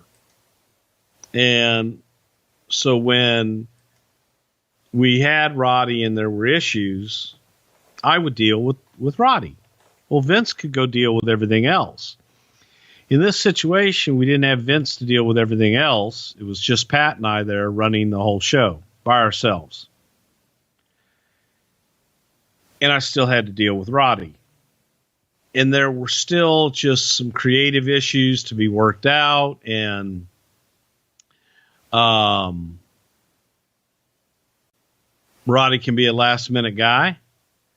So I found a lot of my time dealing with Roddy and not being able to pay as much attention as I probably should have to those things, making sure that we did a complete rehearsal with the opens and the whole 9 yards. I relied a lot on other people to prepare Art Donovan and Gino and everybody. And I think I had Jim Ross helping them. But I don't know that there was any amount of preparation that was going to get Art in the game. It just was going to be, let's feed him and go and see what we come up with. I've been assured he's going to be just fine. And it was, in reality, when you look back at the pay-per-view, man, it was matches. It was a tournament. It was a story in the matches. And that was the story of the night. Who's going to end up is the king of the ring. And then you got a personal issue with Lawler and Piper. And man, let's go have us a wrestling show. You know, this was our wrestling show of the year. You know what I mean? Right. This was the one. This was the tournament, folks. You're going to get competitive matches. You're going to get, you know, just down and dirty. What does that have to do with lighting? I didn't have time to go through the shit, man. Okay, got it. No, that's fine. That's the answer. I didn't have time to go through and look at all of it. We didn't do a lot of the normal, just simple, let's get everybody in position, see how we look. And it was run by the seat of our pants. Plus, I'm dealing with Vince on the phone. Yeah, that's got to be a nightmare. That's what I was going with. It seems like anytime anything was less than up to his standard and he doesn't have 9 million distractions because he's not on site, he's got to be just wearing your ass out. And no cell phone. So the phone was in his office. So now you've got to be in the office to take the call. And you can't run the show and talk to him. Yeah, and to watch the monitor and run the show and do everything else. And if you're not there to answer the phone when he's calling, then let me ask you, he's calling the truck, and the truck is calling you on headset to go to the office to take the call. So it was silly question, but humor me because I don't know. I've never been there. The production piece, is that not something that Kevin Dunn could have said, hey, I'll run rehearsals today? Sure. Yeah, he could have, but Kevin was in the same boat. Kevin's in the same boat on the phone with Vince and Vince talking about every other thing. And you can't do both. You can't sit there and talk to Vince and then say, okay, guys, let's go through and let's rehearse this right now. Well, hang on, Vince. God damn it.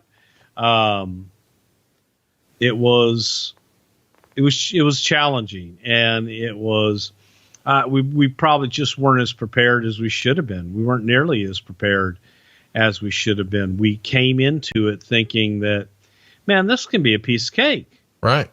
This is matches. Yeah. It's just wrestling. No big deal.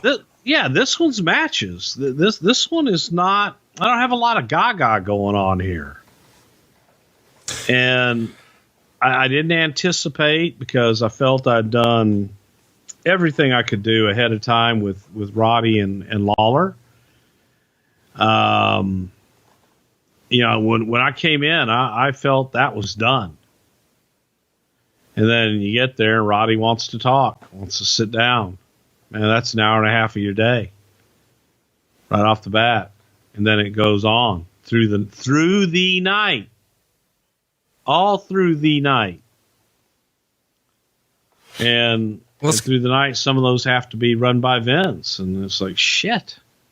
Let's get into it. The dark match is Sparky Plug pinning Quang or Kwong in what is said to have been a horrible match. Goddamn Quang. Next Great up, match. Best match ever. we get Main event anywhere in the Inner Harbor that night. a little opening package for this show was actually pretty decent for its time. First up, we've got Razor Ramon getting a win over Bam Bam Bigelow. They go 8.5 minutes. I found it fun that the little door attendants didn't open the doors for Luna and Bam Bam. They just bust right through. The finish comes when Bigelow's on the top rope for a moonsault and Ramon gets up, suplexes him backward into the ring for the pin. Meltzer would call it a fair opener and gave it a star and 3/4. Two all-time greats in here, two guys who are capable of putting on a really, really great match. But this one was just okay. I understand maybe some of this is we're pacing ourselves and there's a lot of matches. We don't want to show too much in the opening match. What'd you think of this one? And why was Razor Bam the first and smartest place to start? Star power. You want to start off with some good star power. And also it wasn't bad. It was solid. You're not going to get a lot of action out of, out of Bam Bam at that time. He's a big guy and we were kind of in transitional place there with him as well, but it was solid and it was two big names. So it was a way to get people up. You got two bulls colliding in there to start the thing off. And we were kind of hoping it would get it off to a fairly good start. Nice pace. Let's talk about the next match. We've got IRS getting a win over Mabel when Mabel climbs to the middle rope. IRS shakes the rope. Mabel falls into the ring and IRS pins him holding the rope. 5 minutes and 38 seconds. It is interesting, Mabel IRS even here in 94 seems like a bit of a dated gimmick. But Mabel is directly opposite of what you guys have been marketing with the new generation commercials in here. He's going to get wrapped to the ring by your best friend, Oscar. Mabel's going to do his best little dancing deal there. And Come on, Bruce. Art Donovan has the line of the show. And I guess we should mention, he asked during this show, and this is the most famous Art Donovan quote, how much does this guy weigh? And I think it's 6 times in the show. I think it was 6 times during this match. He says something in here. This is great acting, which is just tremendous. Half a star. Meltzer would say bad match, but no worse than you would expect. And his being Art's observations, like when IRS is coming to the ring, he says something like, Randy, is this one of the wrestlers? He looks like a businessman.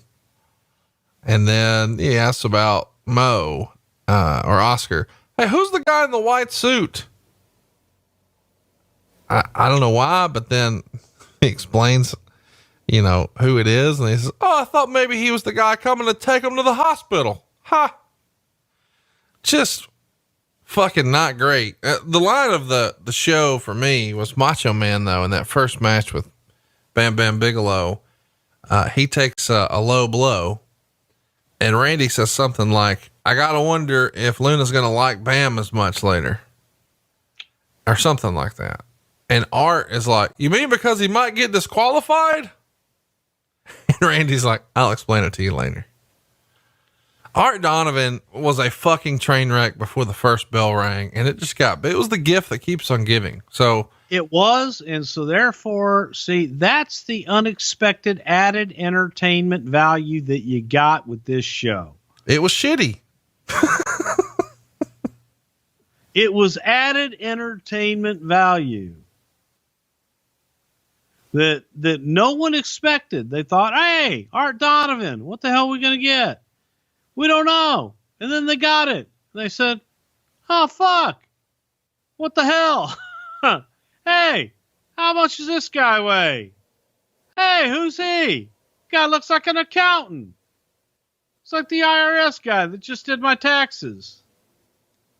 Yeah, he didn't even get it that far. But yeah. Yeah, it's something else, man. Next up. Gift kept on giving, just like herpes. What'd you think? Oh, that's a deep cut. The Mabel finish here. He's like turtle-like waiting on IRS to jump into position. Maybe he was just a tad slow. No chemistry in this one at all. You can't blame that on Rotunda, right? This is all on Mabel. This was a drizzling fucking shits. Yeah. It was so fucking bad. It was like honey dripping over molasses. I don't know what that means, but cool. Well, you ever drip honey and molasses together? No, Very fucking slow and not a lot to it. Well, there is something to Owen Hart and Tatanka. It's the best match on the card up to this point. They're going to go 8 minutes and 18 seconds. We should mention that Tatanka at this point has lost a match. This isn't his first loss. Tatanka's going to go for a sunset flip. Hart isn't going to go over and just falls on him, hooks the legs, gets the pin. Really a pretty good match, but lots of near falls. And then the actual pin, sort of coming out of nowhere was pretty good. 3.25 stars is what Meltzer gave it. Best match of the night so far, huh? Yeah, actually, the beautiful thing about this match, it was solid. They beat the shit out of each other. It looked real. And everything, well, looked real because it was real, but it was, they went out and come on, man. Look at what they had to follow. You're coming off of poor IRS and Mabel. And now you got Tatanka and Owen Hart. No one knows that he's going over tonight. No one knows that he's here to shine and, fucking steal something. And they went out there and they busted their ass. I thought it was a really good match. It's one of those that you can at least watch and go, okay, hey, shit, this is a good match. I like this.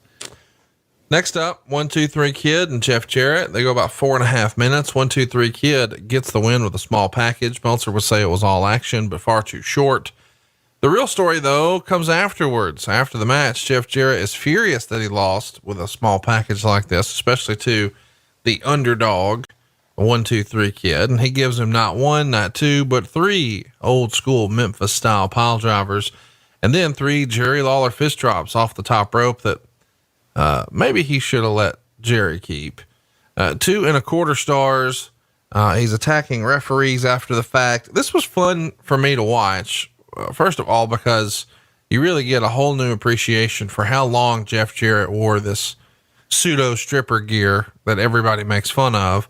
And you can see how really uncomfortable 1, 2, 3 Kid was with like fan interaction on his way to the crowd. He's not sure. Am I supposed to be the fiery baby face? Am I supposed to be smiling? I mean, he's really excited to be there, but it looks like he becomes himself once the bell rings and they are just off to the races. I enjoyed the match and I enjoyed the post match.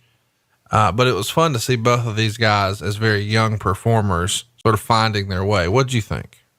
Well, first of all, I'd like to say something about Jeff Jarrett's gear. To me, it's still my favorite Jeff Jarrett gear that he's ever had, because it was different. It looked good and it was different and made him stand out. Kid during this time, he was still kind of finding himself and getting out there and doing what he could do, but they had a good match, short, although it may be. And then afterwards, Jeff Jarrett went and spending my days working hard on the go, but the hands on the clock kept moving too slow, 'cause he couldn't wait to be alone with his baby that night. That's all I got, folks. Well, we're not mad at it. Next up, we've got our world title match, but first we've got a couple of promos, one from Shawn Michaels and, Kevin Nash, and then one from Bret Hart. And the promo with Shawn is sort of fun because he says something like, oh, and if I've got, some bad fortune were to befall upon Bret Hart and something awesome wasn't going to happen to him, that would just be terrible. So that's kind of fun. It's planting the seeds for, they had the Intercontinental rivalry and then the one main event of the Survivor Series. And of course we know that's going to continue. You can tell Kevin Nash not totally comfortable doing promos just yet. It says he has one word for Bret Hart, jackknife, and he's got the Intercontinental title on one shoulder. And after tonight, he'll have the world title on the other. And then we go to Bret Hart. And I even felt like Brett was a little uncomfortable doing his promo. He's doing his best and he's trying to be confident, but it almost, I don't know. Now that we've just recently seen so much of Brett's great stuff from 1997, he's still trying to figure it out here. And of course he's saying that since Shawn Michaels is going to be on the outside for Diesel, he's got somebody watching his back, but he won't give a hint. And of course we know it's going to be Jim Neidhart. They're going to go 22 and a half minutes. This is probably the longest match Diesel has ever had. He works the match with a torn groin as well. And to think that this is the former Vinny Vegas and Oz, I don't know how you can say this is anything other than a good match. It got 3 3/4 stars. Diesel's going to give Bret Hart the jackknife power bomb. Neidhart's going to jump in the ring and attack him for the DQ. And that leaves the story open-ended since, quote, we don't know if Hart would have kicked out of the jackknife. And Neidhart then walks out to the dressing room, leaving Hart, who was then double teamed by Shawn Michaels and Diesel until the officials break them up.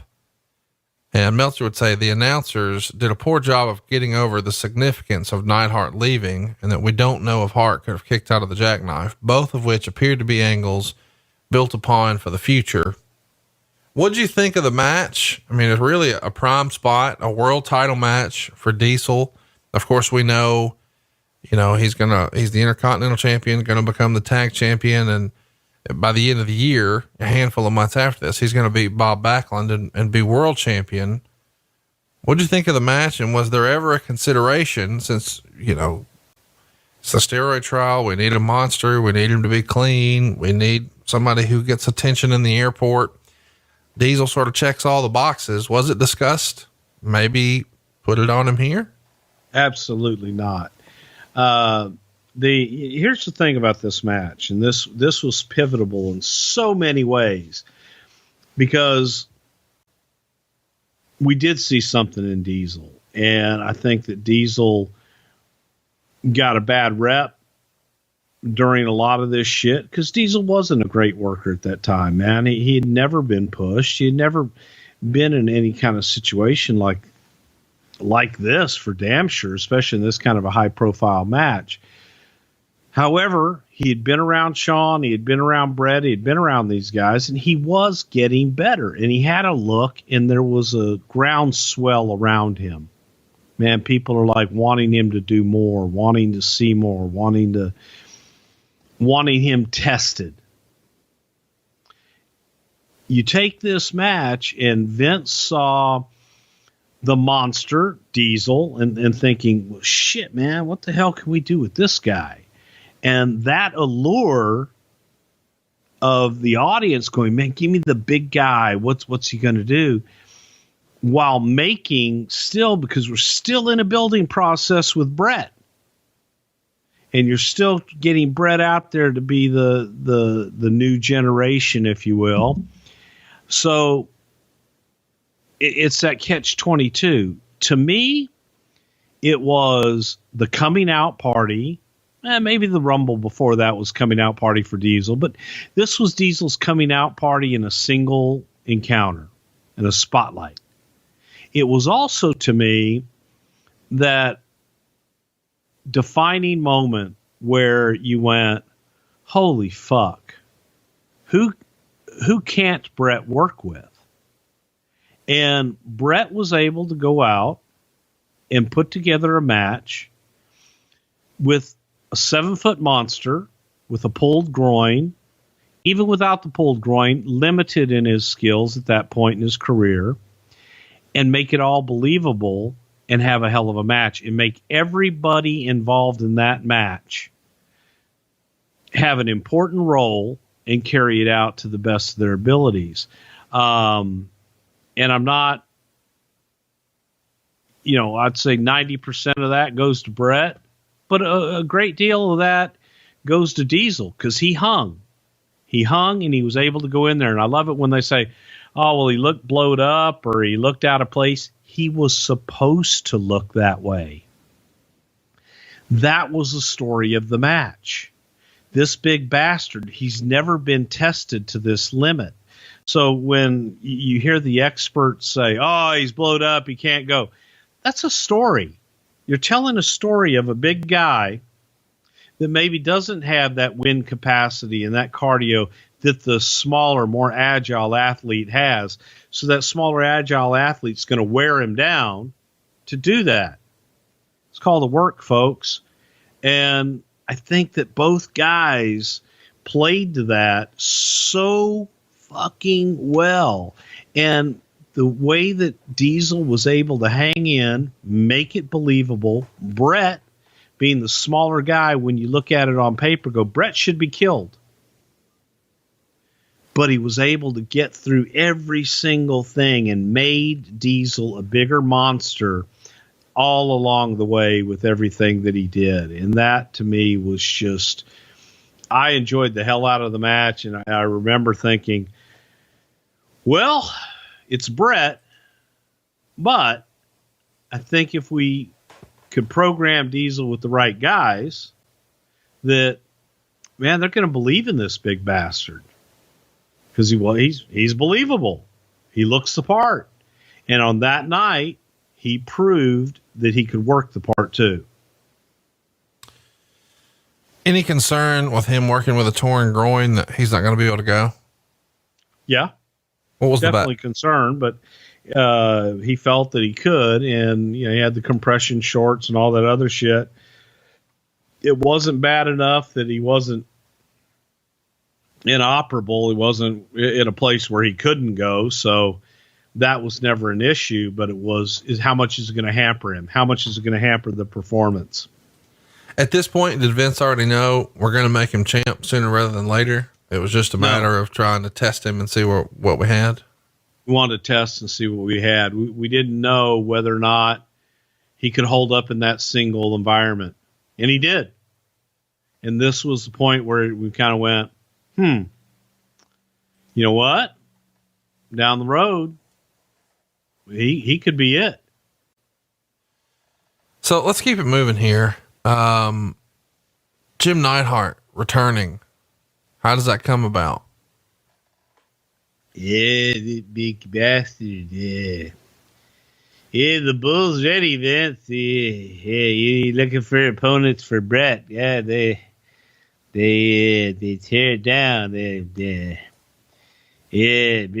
him, they were the foundation of the Hearts, and what a match that would be. You got Owen, put him with Owen, that big bastard. And it kind of fell in, and we really didn't know what the fuck to do with Jim at that point. So just leave it with question marks and figure it out later. Yeah, you put it out there. He kept Brett from losing the title. Right. You had the open-ended, why'd you leave me? And then, look, I wasn't there to fight for you after the fact. I was there to make sure you kept the championship. So there were a lot of different stories. We didn't know what we had in Jim at the time. It was another, if you could, the big rhino, just, give him a chance. And Vince is a softie. Well, next up, Razor Ramon gets a win over IRS with the Razor's Edge. Pretty uneventful match. 5 minutes, 13 seconds, 3/4 of a star. Meltzer would say they didn't even really attempt a good match. It's just sort of there. And it's really hard to follow a long world title match like what we just had. So it's probably a bad spot for any match. The match after that, though, is Owen Hart. You know what, though? I'm going to tell you something. You know why it was put there? Because we thought that if the Brett and Diesel match didn't deliver, this would. And it worked the opposite way. So are you adjusting times on the fly? Oh, I always adjust the times on the fly. Yeah. So my question is, and I know you don't remember because you probably don't have your book in front of you, but originally was Diesel Brett slotted for 10 minutes? Because, and I know some people are hearing that saying, well, what the fuck does it matter? Well, Diesel has never been in these deep waters before. Vince isn't here. We've got a lot of tournament matches going on.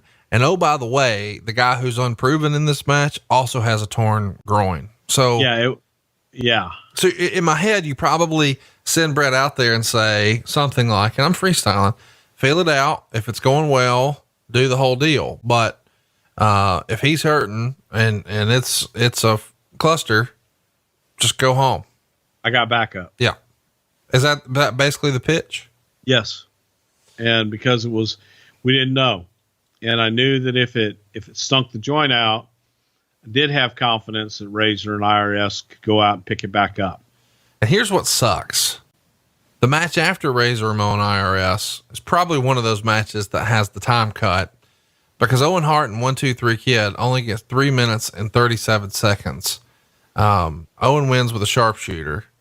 Meltzer would say, while this was far and away the best 3 minutes and 37 seconds of the show, from a storyline standpoint, this match made no sense. First off, the business of a babyface being injured earlier in the card, teasing he can't come back, then miraculously coming back, has been done to death over the last year on WWF pay-per-view shows, to the point that the unexpected has become the very expected. Second, after taking such a horrendous beating from Jarrett, Kid didn't even sell the idea that he was injured, as he did every hot spot he could fit into 3 minutes and 37 seconds in this match. If the angle was going to be ignored later in the show, why do it? Third of all, if they're going to work a hot competitive match and use this match as the showpiece of the new generation theme, which they attempted to do, why limit it to just 3 minutes and 37 seconds when they could have had a classic if they were given more time? It's not like this show was loaded with great wrestlers and potential great matches that some good matches had to be shortchanged on time. Let's face it, when it was over, this was really a 3-man card of Owen, Brett, and Kid.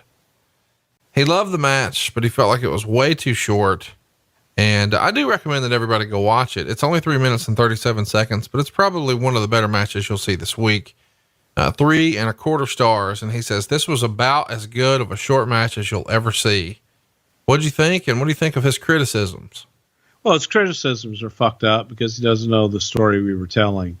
And the match was great. It was excellent. They had tremendous chemistry, but the idea was to get to the Owen Hart Razor match later on in the night. And well, hang on now. If you've got Jeff Jarrett delivering 3 pile drivers and then Kid doesn't sell it, Kid should have sold it. Okay. Yeah. Kid definitely should have sold it. And that would have helped it a whole hell of a lot more. But instead they went out and just did their shit and had a great match. And it was a great match. Story wise, not exactly the right story at the time, because where we were getting to was Owen going through Kid quickly to give Owen a little bit of rest to get to the Razor match later on, where Owen finally comes victorious and becomes King of Hearts. Let's get to the tag match here. It's the Head Shrinkers retaining the tag titles over Yokozuna and Crush. And what a fucking hodgepodge tag team that feels like. They go 9 minutes and 31 seconds, and Lex Luger's distraction causes Crush to get pinned in a finish that Ray Charles could see coming, that according to the Wrestling Observer. And he also says Donovan came out with another line of the year here when he saw Yokozuna for the first time. Gorilla, that man's legs are as big as most men's thighs, which is kind of fun. So the payback is Luger lost his match because Crush distracted him in the tournament here. So now Luger is repaying that by distracting Crush from his chance to win the tag titles. 1.5 stars, sort of there for me on this one. What'd you think? It was there for you. Well, I mean, listen, we had to watch it. It was fucking painful, man. It's just, and I know you're going to get mad when I say this, but these guys got 9 minutes and 31 seconds and Kid and Owen get 3:37. What the fuck? Flip flop it. Okay. Well, no, because the idea behind the Kid match was for it to be short for Owen. And this one was 6 minutes and 31 seconds of entrances, just getting fucking Yokozuna to the ring. This was horrible. This was just drizzling fucking shits. Oh, it's great too. Let me run through the list again. So you've got Crush, Yokozuna, and the Head Shrinkers, and the crowd starts chanting USA. Yeah. So I guess they're cheering for the Head Shrink because they're not cheering for Yokozuna. I don't know. When Yoko and Crush come out, Art says something like, "Oh, how much does this guy weigh? Awazuna? Is this Awazuna?" And then later he's talking about the Head Shrinkers. Who are these guys? These guys from the Pacific Islands or what? And then when Lex Luger, one of the biggest stars on the entire promotion, who was figured in main events for the last year, comes out in his red, white, and blue pants, Art says, "Who's the fellow with the American flag?" Is Vince dying 1,000 deaths? I mean, he's fresh off neck surgery. He's got federal charges. People are suing him out the ass. He's laid up. The show's not lit for shit. And this fucking guy. At this point in the show,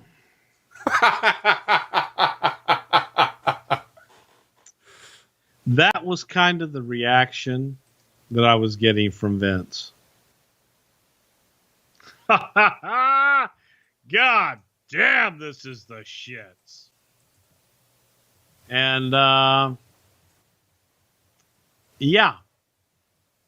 And then I just left the office. I wouldn't take the phone calls anymore. I knew I was getting one at the end of the night. Yep. Just take your ass chewing all at once. And I knew it was a horrible show, and I didn't need all that much more reinforcement that it was a horrible show. We all knew it was a horrible show. We were just trying to get the fuck through it. And Pat's walking around with his fucking papers in his back pocket and pencil behind the ear. And just, the shit, they don't listen. And yeah, I'm serious at this point. This was, I think, the last time that I spoke to Vince until the end of the night, where I said, man, I've got to go. And, you know, the last two matches I've got to focus on. And he just laughed. I hope it's better than what it's been. God damn. Hey, and what'd you think of Yoko and Crush as a tag team?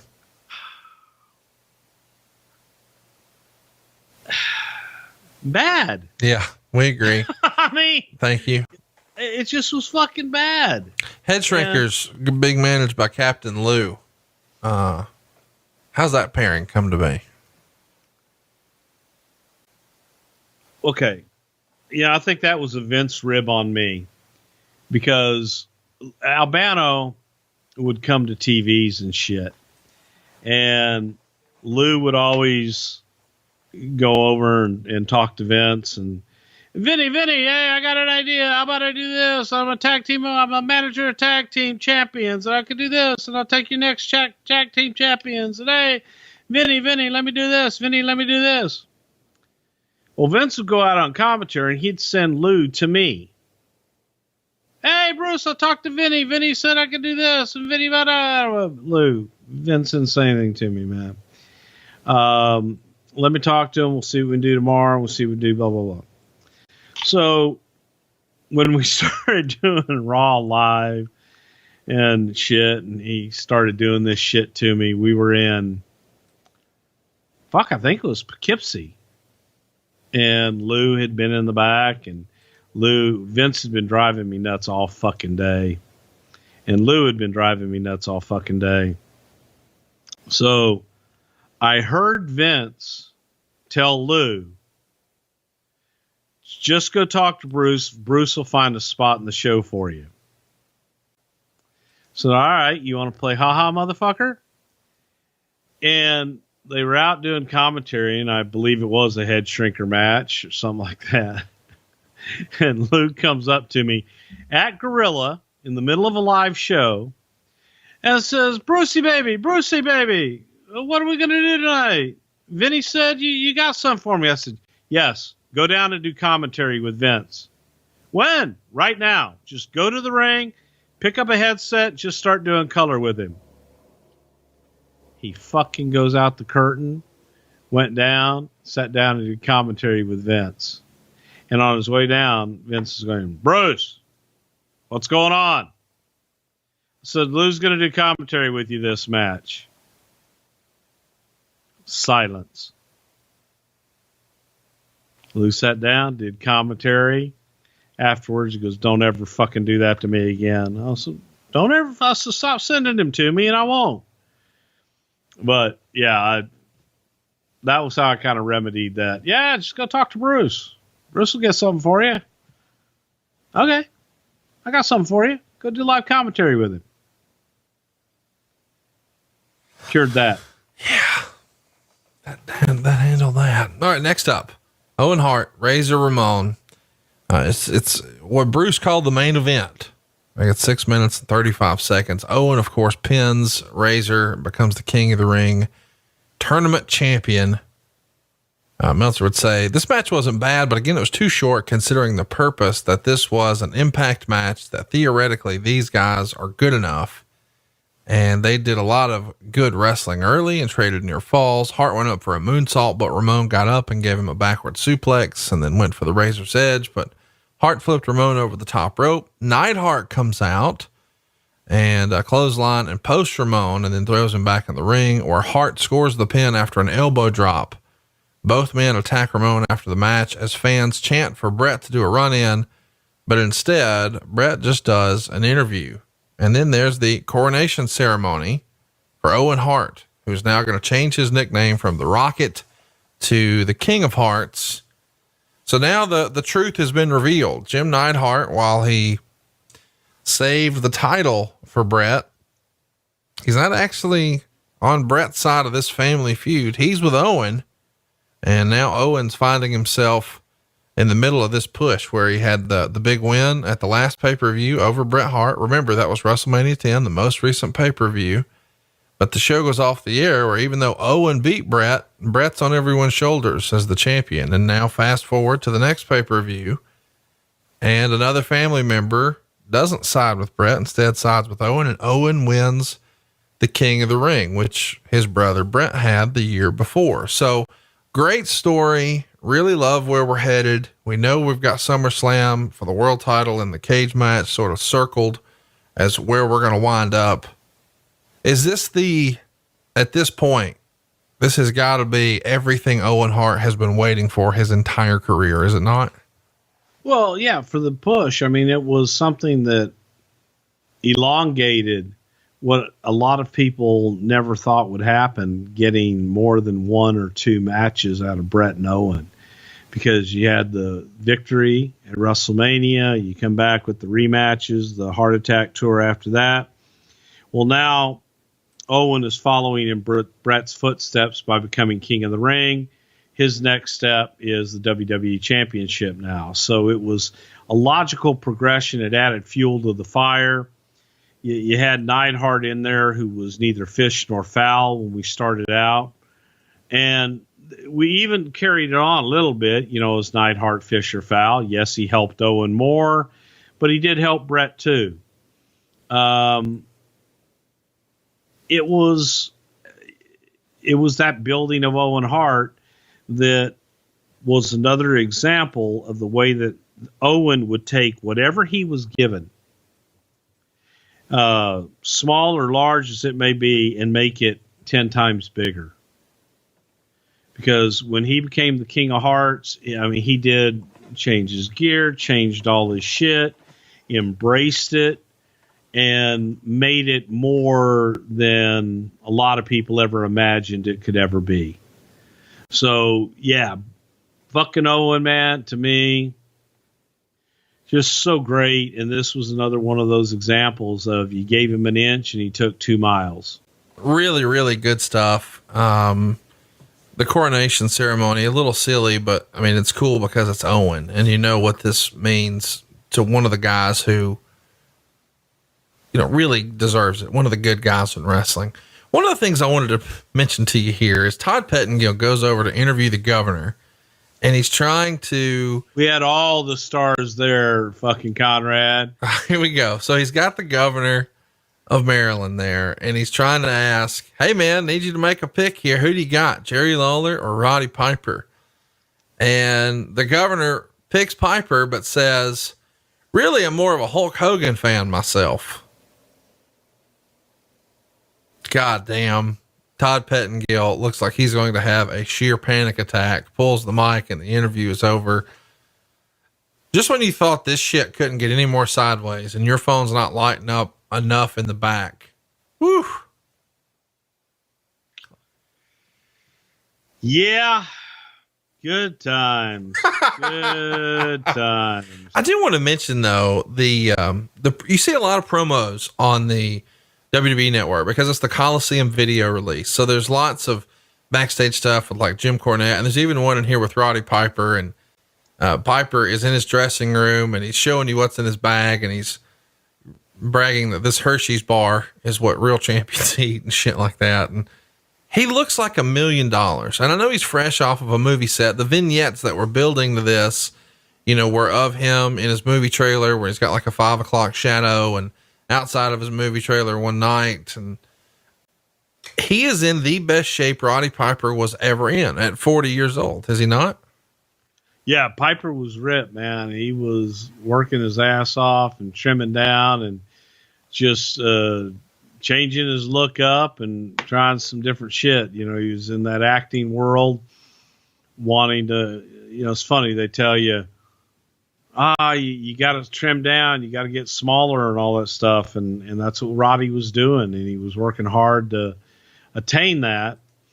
It just, I don't know that it was his best look because he looked skinny. Well, I just mean in terms of good. He looks more like an athlete here than ever before. I mean, he was in phenomenal shape here. Not as muscular. I'm not saying that, not as swole as they like to say, but certainly as lean as you've ever seen him. And the storyline here is you guys happen to cross a Roddy Piper impersonator. And when we go back several weeks on Raw, there's a King's Court, and he's going to promise Roddy Piper, and Jerry Lawler delivers this impersonator who comes out and kisses Lawler's feet and is doing an incredible impression of Roddy Piper, dressed just like him, but skinny as a rail. I mean, the kid weighs 90 pounds tops. And now for the main event here, that kid's actually going to walk to the ring with Piper as, amongst the great bagpipe entrants. What can you tell us about the way you found this kid and what it was like working with him? Man, he had sent in some tape. I believe he sent in the tape to Piper, and Lawler saw it and said, "Oh God, this would be great." Lawler used him for his stuff. And then we thought, the great swerve at the end is Lawler thinks he has this kid in his corner to get under the skin of Roddy Piper, because Roddy really wasn't fond of Piper impersonators. So it was just that little swerve, bring the guy in, let him be in Roddy's corner, give him a little bit of a spotlight. He did a good Piper impersonation, and it was a lot of fun, and Roddy embraced it, and we were just trying to add anything that we could to this match. We didn't have Roddy to make a lot of the dates leading up to this match, so you couldn't get that physical interaction between Piper and Lawler. It was all verbal, and we thought if there were ever any two guys that could talk people into a house, it's Roddy Piper and Jerry Lawler. But nobody really gave a shit enough to want to see it, unfortunately. And Roddy he was sending us these tapes that he was shooting himself with his little camcorder, and they would be 20 minutes long. And you'd have to edit them down to get a promo out of them. So it was a challenging promotion at best. And I had kind of stuck my neck out on the line with Roddy and really wanted to do something with him. This was his, door back in at the time after we'd done the WrestleMania thing. And he I still got, some more matches left in me and so on and so forth. And it's Roddy Piper. Come on. Did everything I could. Meltzer would say mainly Lawler kept chasing the kid and Piper kept stopping him. After below par brawling and little wrestling came the ref bump. Lawler pulled out a foreign object and hit Piper and tried to pin him with his feet on the ropes, but the kid threw Lawler's feet off the ropes. Lawler goes after the kid. Piper gets him from behind with a sloppy bridging back suplex. That was the idea, although the reality was something different for the pin. 1 star, and they get, like 12 and a half minutes for this one. Yeah. Not the best main event. What'd you think? Is this the last time we see Piper in the company, I guess, for more than a year? He pops back up in 95, and we know he's going to fill in for Razor Ramon at WrestleMania 12 in 96, but he's in and out. As a result of this match, does Piper want to take a break? Is this all you had him contracted for? Does Vince say, boy, that's enough of that shit for a little while? Why is this the end of Piper for a little bit? I think everybody wanted to take a break. I know Lawler didn't want any more of it.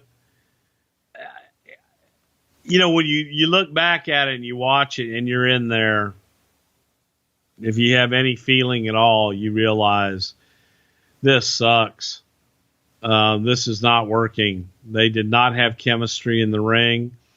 Unfortunately, I don't even know they really had good chemistry on the microphone, because Lawler needs that pause. Lawler needs that moment for that comeback, and Roddy doesn't always give that to you.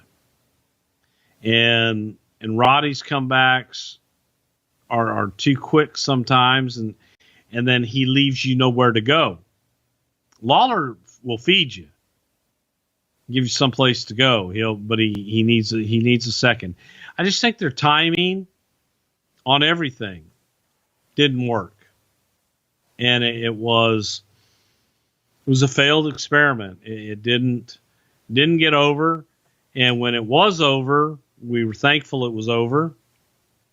Vince laughed his ass off, and I don't think that he thought it was one of the best shows we ever had. Thank Pat and I for running it and doing everything we could. And, after the show, you can then go back. During the show is not the time to express your frustrations or to say, okay, I had this to deal with, or I had that to deal with. It doesn't matter. It doesn't matter what the fuck you had to deal with it. Deal with it. It's your job. So I wasn't going to sit there and say, well, Vince, sorry, I've been in a room with Hot Rod for a fucking hour and I didn't get to do that. No, sir. All I got to say is, nope, didn't get to do that. Fucked up. Sorry. But I got to go do something else right now. And you go on and you do it.